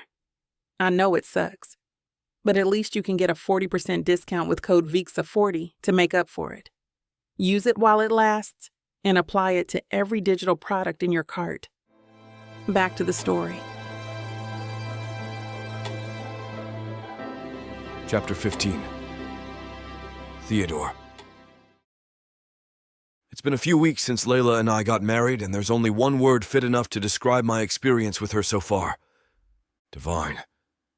I've always wondered what's it like to be married. However, most of my thoughts stray towards scenarios that don't encourage me to get hitched. And I have fairly good reasons why I was against marriage in the first place. Reason 1, nagging. After doing a hard day's work, I would never want to subject myself to some woman who will only ask me where I was, who I was with, and what I was doing. Because what's it to her anyway if I spend my entire life in the office and handle business? It's far more pleasant than handling her and her nagging mouth. Reason 2, womanly wiles. The kind where they simper and play coy whenever they want their husband or significant other to buy them something. The shinier and the more expensive that something is, the better. No thanks. My money is better off invested in 1 or 2 of my businesses. Not some useless baubles good for gathering dust. Despite the happiness and the warmth I'm under the day of my wedding and the wedding night, I've been silently watching, wary and alert of any signs that will lead to those scenarios in my life. However, a week's passed, and not one sign of nagging and whining came up. Layla is perfect, the perfect bed partner, and the perfect helpmate in the office and in the house. In fact, she's so perfect that I find myself willing her to ask me things, so it will give me an excuse to give her gifts that's fit for her. Gifts that will make her see how much she means to me, and how different she's turning my life to be. And it's a good different. Like I don't expect anything from her to do stuff for me after our marriage and after we share our nights together, however. I'm pleasantly surprised that whenever I wake up, she's already cooked breakfast for the 2 of us before we go to work together. and whenever we go home from a long day of work, she's already ordered takeout. Then we would eat our dinner and make love throughout the night. It's definitely a far cry from my usual routine whenever I go home at night after work. I don't want to sound ironic here or complain, but I find that I'm looking for a little something Layla. So despite my aversion to one of the traits that made me want to cross off marriage from my list, I'm currently out shopping in a mall, looking for the perfect gift to give her when I get home. I told her at work that I'll be going out on my own for today, so I can pick out a present for her as a surprise. I didn't give any details other than just me going out without her before leaving without looking back. Maybe somewhere deep inside me, I think I'm also hoping that when I get home, she'll ask where I've been and who I was with or what I did. Maybe show me a little jealousy spark from her eyes. But of course my Layla won't be that easy. She'll pretend she doesn't care and she'll make it seem like it's her job as my executive assistant still. However, I know there will be that fire in her eyes, which has been peeking out every now and again, telling me what she really feels inside. I would probably tease her by not saying anything, and maybe drop a hint or two that I'm with someone who's not her. We'll probably argue about that, and then if I'm lucky, I get to find out what the fuss about makeup sex is all about. Damn. I frown when I feel myself growing at the thought of taking her without mercy, and her nails scoring against my back as we fight like wild animals in bed. Both of us know that we're only using our anger as an excuse to be with each other without the contract and our deal looming over us. Well, well, well. Someone's been a naughty boy. I freeze in place at the sound of Arthur's voice behind me, hoping he doesn't mean what I think he means. I turn around and decide to face him head on. I knew that there's something fishy going on between you and that executive assistant of yours. He sneers at me, but I don't really care what he's talking about, as long as he doesn't see that I'm having a hard-on from thinking about having makeup sex with my wife. Rolling my eyes, I turn my back on him and head toward the perfume aisle. Maybe I can give her another bottle of that perfume she's wearing. I love that smell on her. Better yet, I might smell like women's perfume and she'll definitely ask me who I was with. Hold on, I'm not done talking. To my annoyance, my brother follows behind me. And I have no intention nor desire to talk to you, so screw off, little brother. Oh yeah? Let's see how cocky you sound once I give this copy of a contract for a fake relationship and marriage with Layla Campbell to grandmother. I stop in my tracks, my heart pounding in my chest. To my surprise, my heart isn't pounding in fear that our grandmother will find out about our duplicity. My heart is pounding in fear that if we get busted, I don't know what's going to happen between Layla and me after. I don't want to lose her because I love her. I've fallen in love with Layla Campbell. Screw that. She's Layla Rothchild, and I'll make sure she stays that way. I whip my head back to my brother and look him dead in the eyes. Go ahead. See if I care. Let's see how that works out for you, I say in my most serious voice before giving him a feral smile. I did feel a little satisfaction when I see my brother hesitate. This is the difference between him and me. Never show your emotions to your enemy. Because of that, my brother is weak, and he'll never survive the corporate industry if he gets the company. He'll be eaten alive by other businessmen. Shaking my head from the thought, I decide to forget about that minor bump in the road, namely Arthur, and think about my current situation. I need a plan to make her stay with me even if we get busted. Because if my brother grows the balls to put his money where his mouth is, then our butts are as good as dead. But hell will freeze over first before she and I go our separate ways. I hope you're enjoying this audiobook by Vic Savon. If you want to keep hearing more audiobooks, then please hit that subscribe button and like the video. It may seem insignificant, but the more people that subscribe, the easier it is to produce more audiobooks in the future. So please, help us out and subscribe to our channel. Thank you for listening, and now back to your book.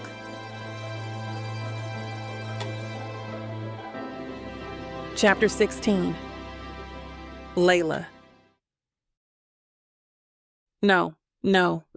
Ugh. I sigh and put my 10-inch tablet beside me after scrolling and straining my eyes out on the screen. I take the pint of chocolate ice cream on the glass coffee table and lean on the fluffy backrest of the living room sofa while waiting for Theo to come home. I scoop a spoonful of chocolate ice cream, moaning in delight as it hits my tongue. It's so creamy and yummy, it makes me forget about the stress I'm going through. Ever since I agreed to the plan, it's been so stressful. Entering his life as his executive assistant has been more than enough for me. But having him as my fake husband is almost self-destructive. I admit, this whole thing is beneficial, since I get to help my sister with her son's medical bills, while Theo will get the shares of the company. Leo has been frail ever since, and I love him like my own, and I'm more than willing to help him. But it's stressing me out how I have to lie to Lisa about this whole situation. That jerk Arthur and his wife Bethany is also stressing me out. Lying to Graham Blythe is also adding to my stress. But what stresses me out more than anything is what I feel for Theo. And that's why I'm stress eating while job hunting. Yes, I'm looking for a new job online. Even though Theo did promise me that he'd let me go from my job and recommend me some, I just don't think I can wait any longer. I also just can't slack around and behave like I'm truly Theo's wife when we're just pretending. Or are we? My heart suddenly skips a beat. "What are you doing to me, Theo?" I ask, clutching my chest as I stare at the half-empty ice cream container. Memories of us suddenly flow like a river in my head. Those days when he used to treat me to lunch, dinner, shopping, or just let me hang out with him. When we both made a pie and he saved me from Bethany. That steamy kiss we shared on our trip to Blythe's house, sparking those magical feelings in me. Our wedding day and the night we felt each other. His lips were so sweet. His buff body that turns me on so damn much. And his eyes that drown me. They never left my mind, and my heart's been acting strange. I thought I hated him since he's constantly pissing me off, but why do I feel so weak when I'm around him? This tingling sensation in the pit of my stomach and these loud heartbeats are no help at all.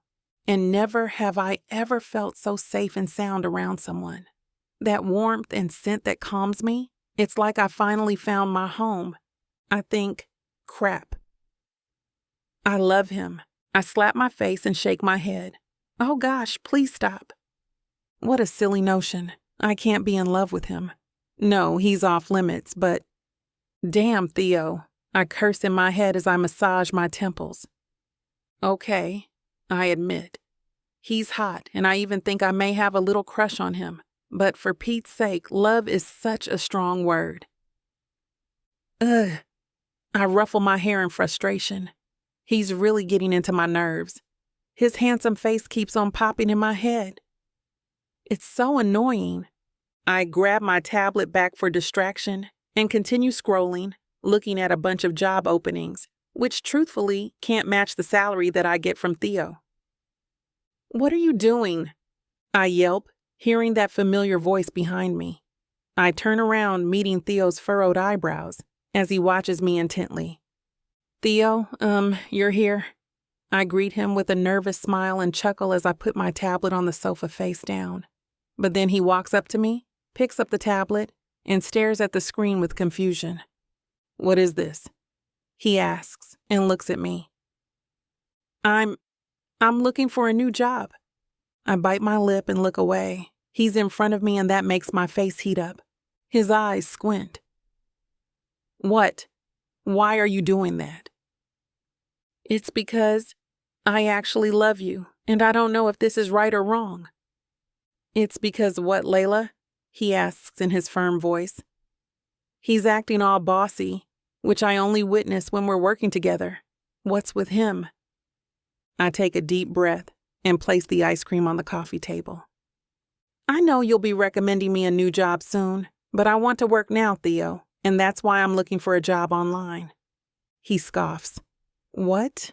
No, you can't. I won't allow you." He then turns my tablet off and tosses it back on the sofa. This time, it's my eyebrows that furrow. "What? Why?" "Do you really want to leave your job?" His look turns steely as we lock gazes. I don't know if it's just my imagination, but there's sadness in his voice behind that stern look. I shrug. Well, technically, yeah. That's why I'm looking for a new job. He lets out a frustrated sigh and puts his hands on his waist.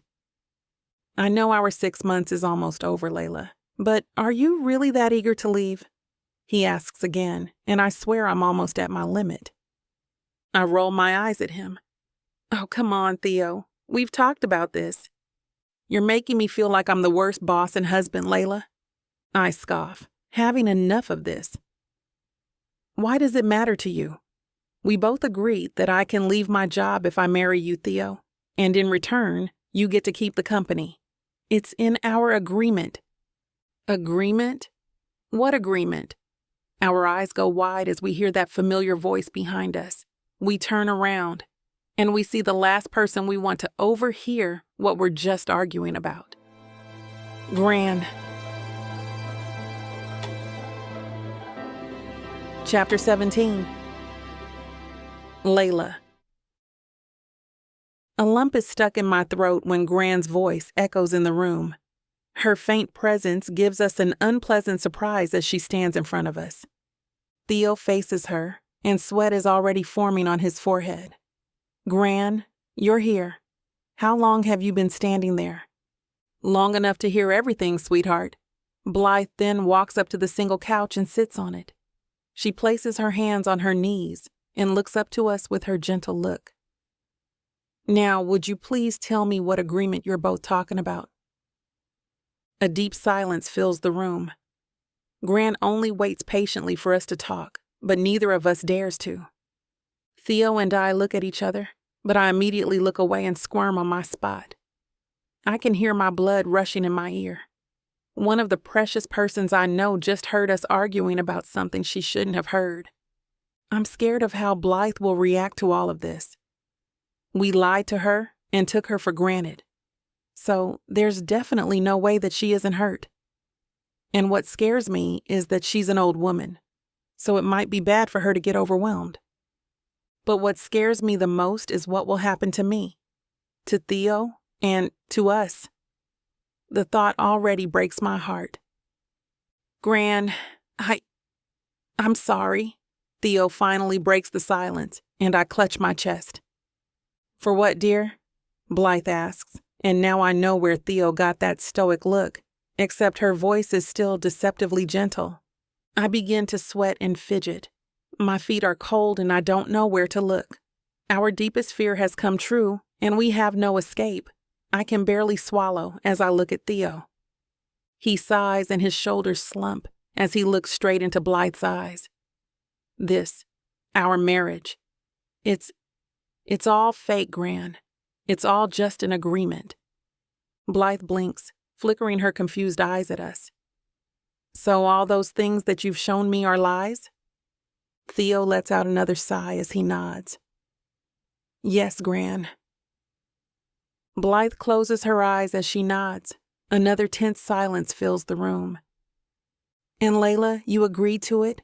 Blythe asks, and I hesitantly nod, feeling Theo's eyes on me. Yes. It was all I can muster as I bite my lower lip, willing myself not to cry. Why are you doing this, Theo? She squints sadly. Theo shrugs, staring weakly at his grandmother. I'm scared, Gran. I can't let the company that you and I worked so hard to grow fall into Arthur's hands. Theo explains, and Blythe listens carefully. I know I was being selfish, but I was out of options. So I pursued Layla to help me with this, and that's why we faked our marriage. Us. Blythe deeply sighs, leaning on the couch's backrest as she massages her temples. Gran, are you okay? Theo makes a move toward Blythe, but she quickly raises her hand to stop him. I'm okay. There's nothing to worry about. It's just that... She looks up to us, meeting our worried gaze. I'm disappointed. I can't help but feel disheartened. Theo and I look down, feeling nothing but shame for what we did. That is such a selfish act, Theo. I didn't raise you to be like this. You even had Layla join you in your own little game. I know, Gran, Theo retorts, and Blythe sighs before she looks at him. I guess you already know what will happen, right? Blythe asks, and I know that it's not just Theo's downfall, but mine as well. I look at Theo and he nods slowly as sadness reflects on his face. I'm so sorry, Gran, and yes, I know that very well. We'll get a divorce immediately then, he says coldly. I can hear my heart shatter into a million pieces when he utters those words, as if they don't mean anything. My chest tightens as I look up to him. What? He turns to me, and he can barely look me in the eyes. It's all over now, Layla. The contract is void. Gran already knows everything about us. I want to step closer to him, but I stop myself. I don't want to make this more painful than it has to be. But our eyes meet, and suddenly I can't find the courage to say what I want to say. Won't you fight for us? Don't you feel the same way? I'm scared that if I ask him out loud, I wouldn't like his response. I shouldn't ask questions I don't want to know the answers to. Or maybe I'm scared because I already know what he'll say. Of course he won't. He clearly doesn't feel the same way about me, so why am I expecting him to save our marriage? To save us? He doesn't love me, and that's why he's willing to get a divorce just like that after everything we've been through. It's ironic, though, that he just chewed me out for being so eager to leave him when he's exactly the same way. Those moments we shared together were just a mere fabrication to really sell the lie well. It was all for show. These feelings and kisses, they meant nothing to him, and now they mean nothing to me too. A lone tear escapes my eye, and I quickly wipe it. Theo sees, and I see tenderness overtake him.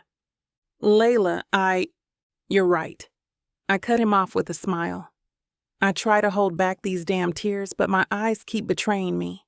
I can only wipe them as one after another falls down my cheeks. I look at Blythe, who's looking worried for me, and I smile tightly at her. I'm so sorry for lying to you, Blythe. Excuse me. Layla, Theo reaches for my hand, but I'm quick enough to turn around and walk away from him. Don't look back. I take a cab to my sister's house. I need to stay away from him, or it will only hurt me more. Lisa, I greet my sister as she opens the door. Layla, what brought you here? And why are you crying? I stop her mid-sentence and just pull her in for a hug. I thought I'll be okay in my sister's embrace, but the worst part is, I only break apart even more. Chapter 18. Theodore. Where are you, Layla? I whisper and tap my phone aggressively, calling her again and again. Ever since that night, I wait for Layla to come home, but she hasn't yet, and I can't sleep worrying about her. I waited for her at the office today, but to my disappointment, not even a mere shadow of her showed up. I've lost count of how many messages I've sent her, and she still won't reply, not even a dot. I'm getting impatient, but mostly worried about her whereabouts. I grit my teeth in frustration. Stop ignoring me, Layla.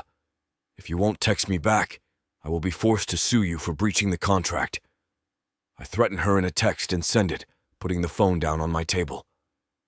Although that threat is void and pointless, I hope it's enough for her to respond. I still want to be with her despite everything that happened. I sit in my swivel chair for almost an hour, fingers tapping on the table, waiting, and yet still no response. Please come home. I miss you. I type a new message. My finger is an inch away from the send button, but a realization hits me like a tsunami, drowning me. She ran away. She's not even answering my calls and messages. I guess this is her way of telling me to just go through with the divorce and never cross paths again. I take the divorce papers out from one of the drawers of my desk. I open it and see my signature. I let out a deep sigh and remember her smile. I really thought I wouldn't fall in love with her. It was unexpected. In hindsight, yes. It was a stupid thing to think. She's amazing. I truly lucked out. But am I too late to prove my love for her now? I guess that's not the case. Whatever makes her happy will be my happiness then. If this is what she wants, then so be it, even if it freaking hurts. I unwillingly send the papers to Lisa's house. I know she's been staying there ever since she left the house. I spend the night alone again. It aches my heart seeing memories of her everywhere and inhaling her sweet scent that surrounds my house now. They never fail to intoxicate me. I just miss her so much. Her soft and plump lips on mine, her body pressing on top of me, and her presence which is enough to make me feel at ease anywhere, anytime. But I guess this is how and where it all ends. Another day passed by, and I know when I wake up there will be no Layla who would be shuffling in the kitchen or bantering with me in the office. I already stopped texting her and resolved to just wait for the divorce papers to be sent back to me with her signature. Is this really how we're going to end things, huh? I chuckle humorlessly, looking at a stolen picture of her on my phone. She's sleeping soundly on the bed on our trip last time. She looks so angelic when she's sleeping, but can immediately turn into a fuming cat when awake. She's so interesting. I'm pulled from my sentimental daydreaming when my phone suddenly rings, showing Lisa's name. I feel my throat getting dry and my heart beating so loud I'm afraid it'll jump out of my chest. I take a deep breath and answer it. "Hey, Theo," Lisa greets, and I'd be lying if I say I'm not expecting Layla to answer. "Hey, Lisa, what's up?" I say, trying to sound as neutral as possible. "Did you really send her those divorce papers?" Her voice sounds calm, but her tone is stunned and baffled at what I did.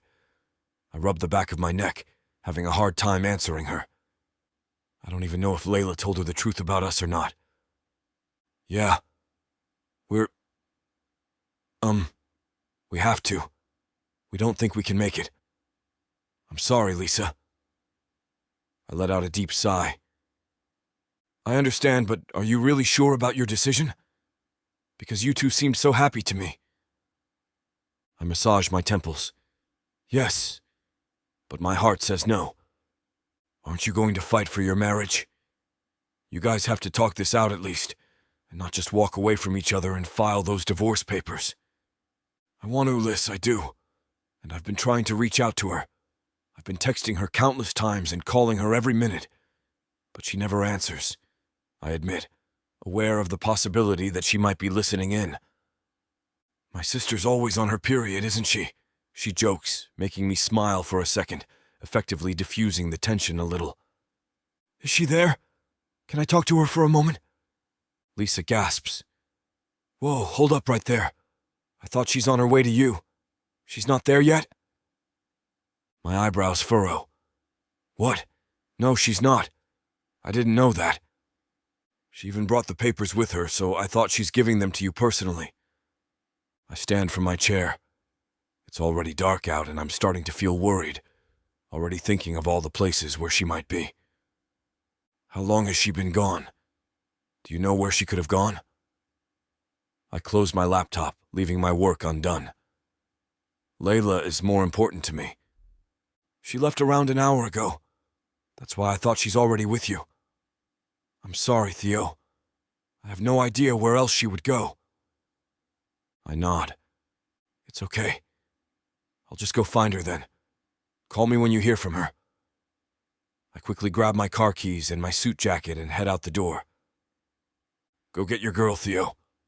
I smile. "My girl. Thanks." I end the call. I look for her in every possible place she could go. The park, the church, even the market, everywhere. I didn't even find her in her favorite restaurant. I lose hope, deciding instead to go to the house and regroup there. When I get there and see lights turned on, I rush my way inside, hoping that she's here. And I was right. She's here, standing in the backyard in front of a bonfire. I'm confused, but I take a deep breath, calming myself down from the adrenaline. "Layla!"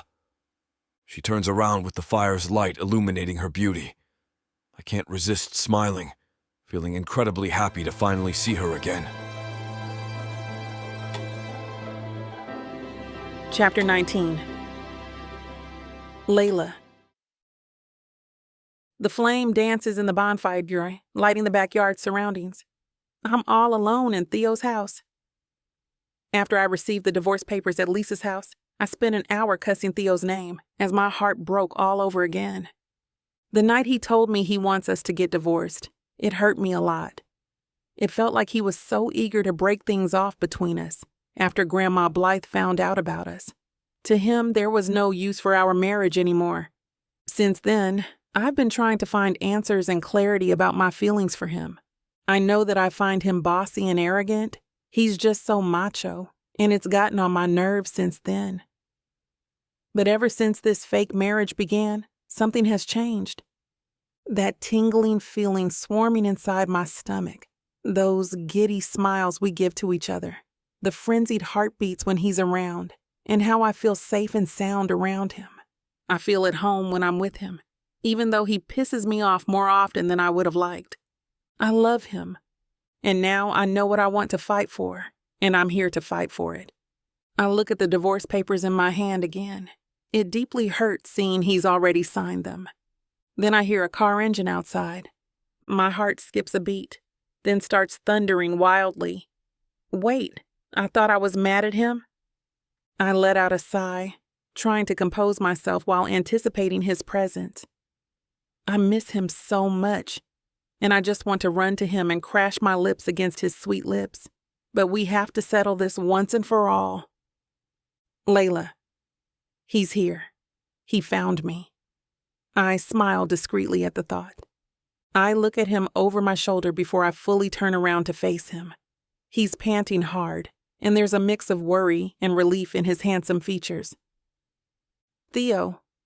I greet him as coldly as I can, even though internally I'm fighting so hard to resist the urge to feel him against me. I return my gaze to the fire. What are you doing? He asks, sauntering toward me. Watching the fire? I can sense him rolling his eyes. A silent giggle escapes from my mouth as he scoffs. Of course, I can see that. But what are you doing with the fire? My smile drops. Finally dealing with the problem here. This is our moment of truth. I take a deep breath before answering him. I received the divorce papers that you sent. He's silent as I turn around and lift the envelope between us. And I am not going to sign it. I take a deep breath again and continue. Instead, I'm going to burn this offensive document right here, right now in front of you, Theo. I reach the envelope toward the fire. Hey, wait! I stop midway, the edge of the envelope already half burnt. What? Why? Why aren't you going to sign it? I retreat my hand and look at him with my clenched jaw. This guy is so dense. I scoff and face him, gripping the envelope so tight I almost crumple it. Do you think this is a joke? You can't divorce me. This is a breach of contract. Do it and I'll sue you. I seethe, glaring at him, despite the sheen of tears forming on the corners of my eyes. We become silent, the rustling sound of the trees filling our ears, together with the crickets and crackling of the fire. Our eyes lock, and I try to find some answers as his lips try to speak. I wait for him to utter something, anything, but even after a few moments, no words come. Hey, answer me, I say, getting embarrassed. Am I surprising him that much that he lost his voice? Don't just stand there and watch me. Pfft. I'm cut off by that escaped laugher. What the damn hell? Theo bites his lips together and covers his mouth. My eyebrow raises until he lets out a hideous laugh, clutching his chest and slapping his thigh, which makes me want to kick his butt. I take my shoe off and throw it at him, but he catches it. Stop laughing, what's even funny? I'm sorry, you just... He wipes his tears and tries to calm himself from his hysterics. You're always hilarious, Layla. You never fail to amaze me. I roll my eyes at him with my crossed arms. I'm not a clown, Theo. I know, he purrs and finally closes our gap. He stands in front of me and his hands squeeze my arms. I look away from him, but he holds my chin to force me to look at him. His mellow eyes and touch make me weak. But listen carefully to me, Layla. What? He cups my cheeks and brushes his thumbs across them as he looks intently into my eyes. I do understand your point, baby, but I want us to get divorced so I can marry you for real. You want to know why? Yeah, why? I stutter, feeling my heart thump even faster when he leans closer to me, making our noses almost touch. Because I love you, Layla. I love you. And I thought that the only way to make things right would be to get a divorce and marry you for real this time. He smiles so gently that it tightens my chest with overwhelming emotions. Theo loves me, I repeat in my head, to let it sink into every fiber of my being. I stare intently into his eyes, and just like his words, they're so sincere. It makes me so happy, enough to burst into tears. I wipe my tears and punch his chest, making him wince and step back. Idiot! That's just a waste of money. Then I jump to him and pull his head down to claim his lips. He's surprised, but he soon responds to my kisses as his hands find their way to my waist, pulling me impossibly closer to him. Like always, sparks fly and fireworks burst deep inside me, as is every time we kiss. It's a magical feeling that only Theo can give. I missed you, he coos after we break the kiss, breathing deeply. Theo, I love you too. He stops tucking my hair behind my ear when I confess it. His eyes are wide as he cups my cheeks again. You do? I nod, pressing his forehead on mine. Yes, I really love you, Theo. Although I don't understand why when I find you so annoying. Silly. He chuckles and gives me the sweetest kiss, pouring our emotions through the sink of our lips with our hearts beating as one. Chapter 20. Theodore. We're so sorry for lying to you, Gran, I say, sitting across Gran, who's staring at my clasped hands with Layla. It's already afternoon when we got to the family estate just to apologize to Gran. Properly this time. And yes, that may be one of the reasons why we came to visit her, but there's so much more that we want to tell her. You've been very kind to me, but we've taken you for granted and lied to you about us, but... Layla pauses, stealing a glance at me. I gave her a look of encouragement, and her grip on my hand tightens. I shift my gaze to Gran and my lips curve into a smile. But our plan bit us in the butt and made us fall in love with each other, Gran. I love Theo for real, Blythe, Layla confesses. I kiss the back of her hand and whisper, I love you. Oh dear. Of course I know that. And I forgive both of you. Gran Blythe sighs, clutching her chest. Anyone with two eyes can see how you truly feel about each other. I smile. Gran. Blythe smiles playfully as she takes her white cup of green tea. Even the employees were making a bet before you even came up with your plan. That's how eyes never lie, sweetheart. She winks and sips her tea.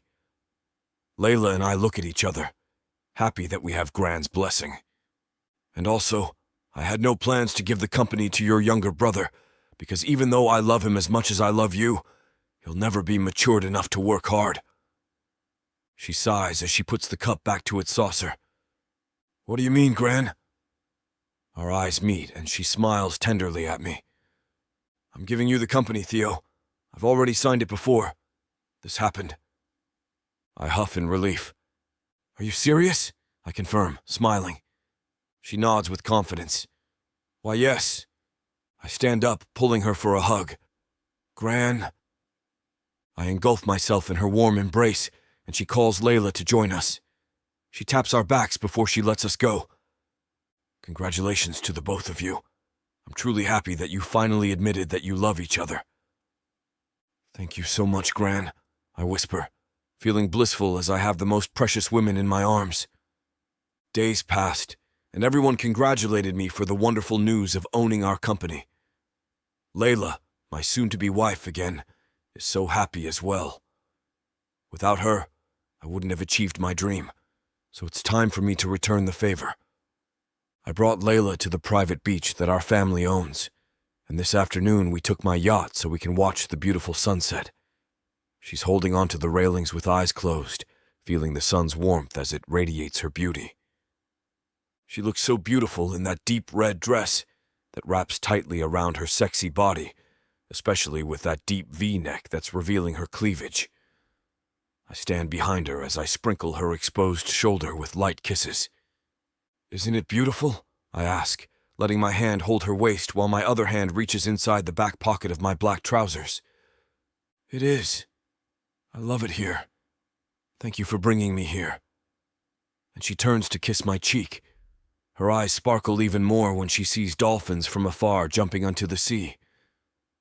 Then I let go of her, and I go down on one knee with my hand opening the small blue jewelry box with a diamond ring in it.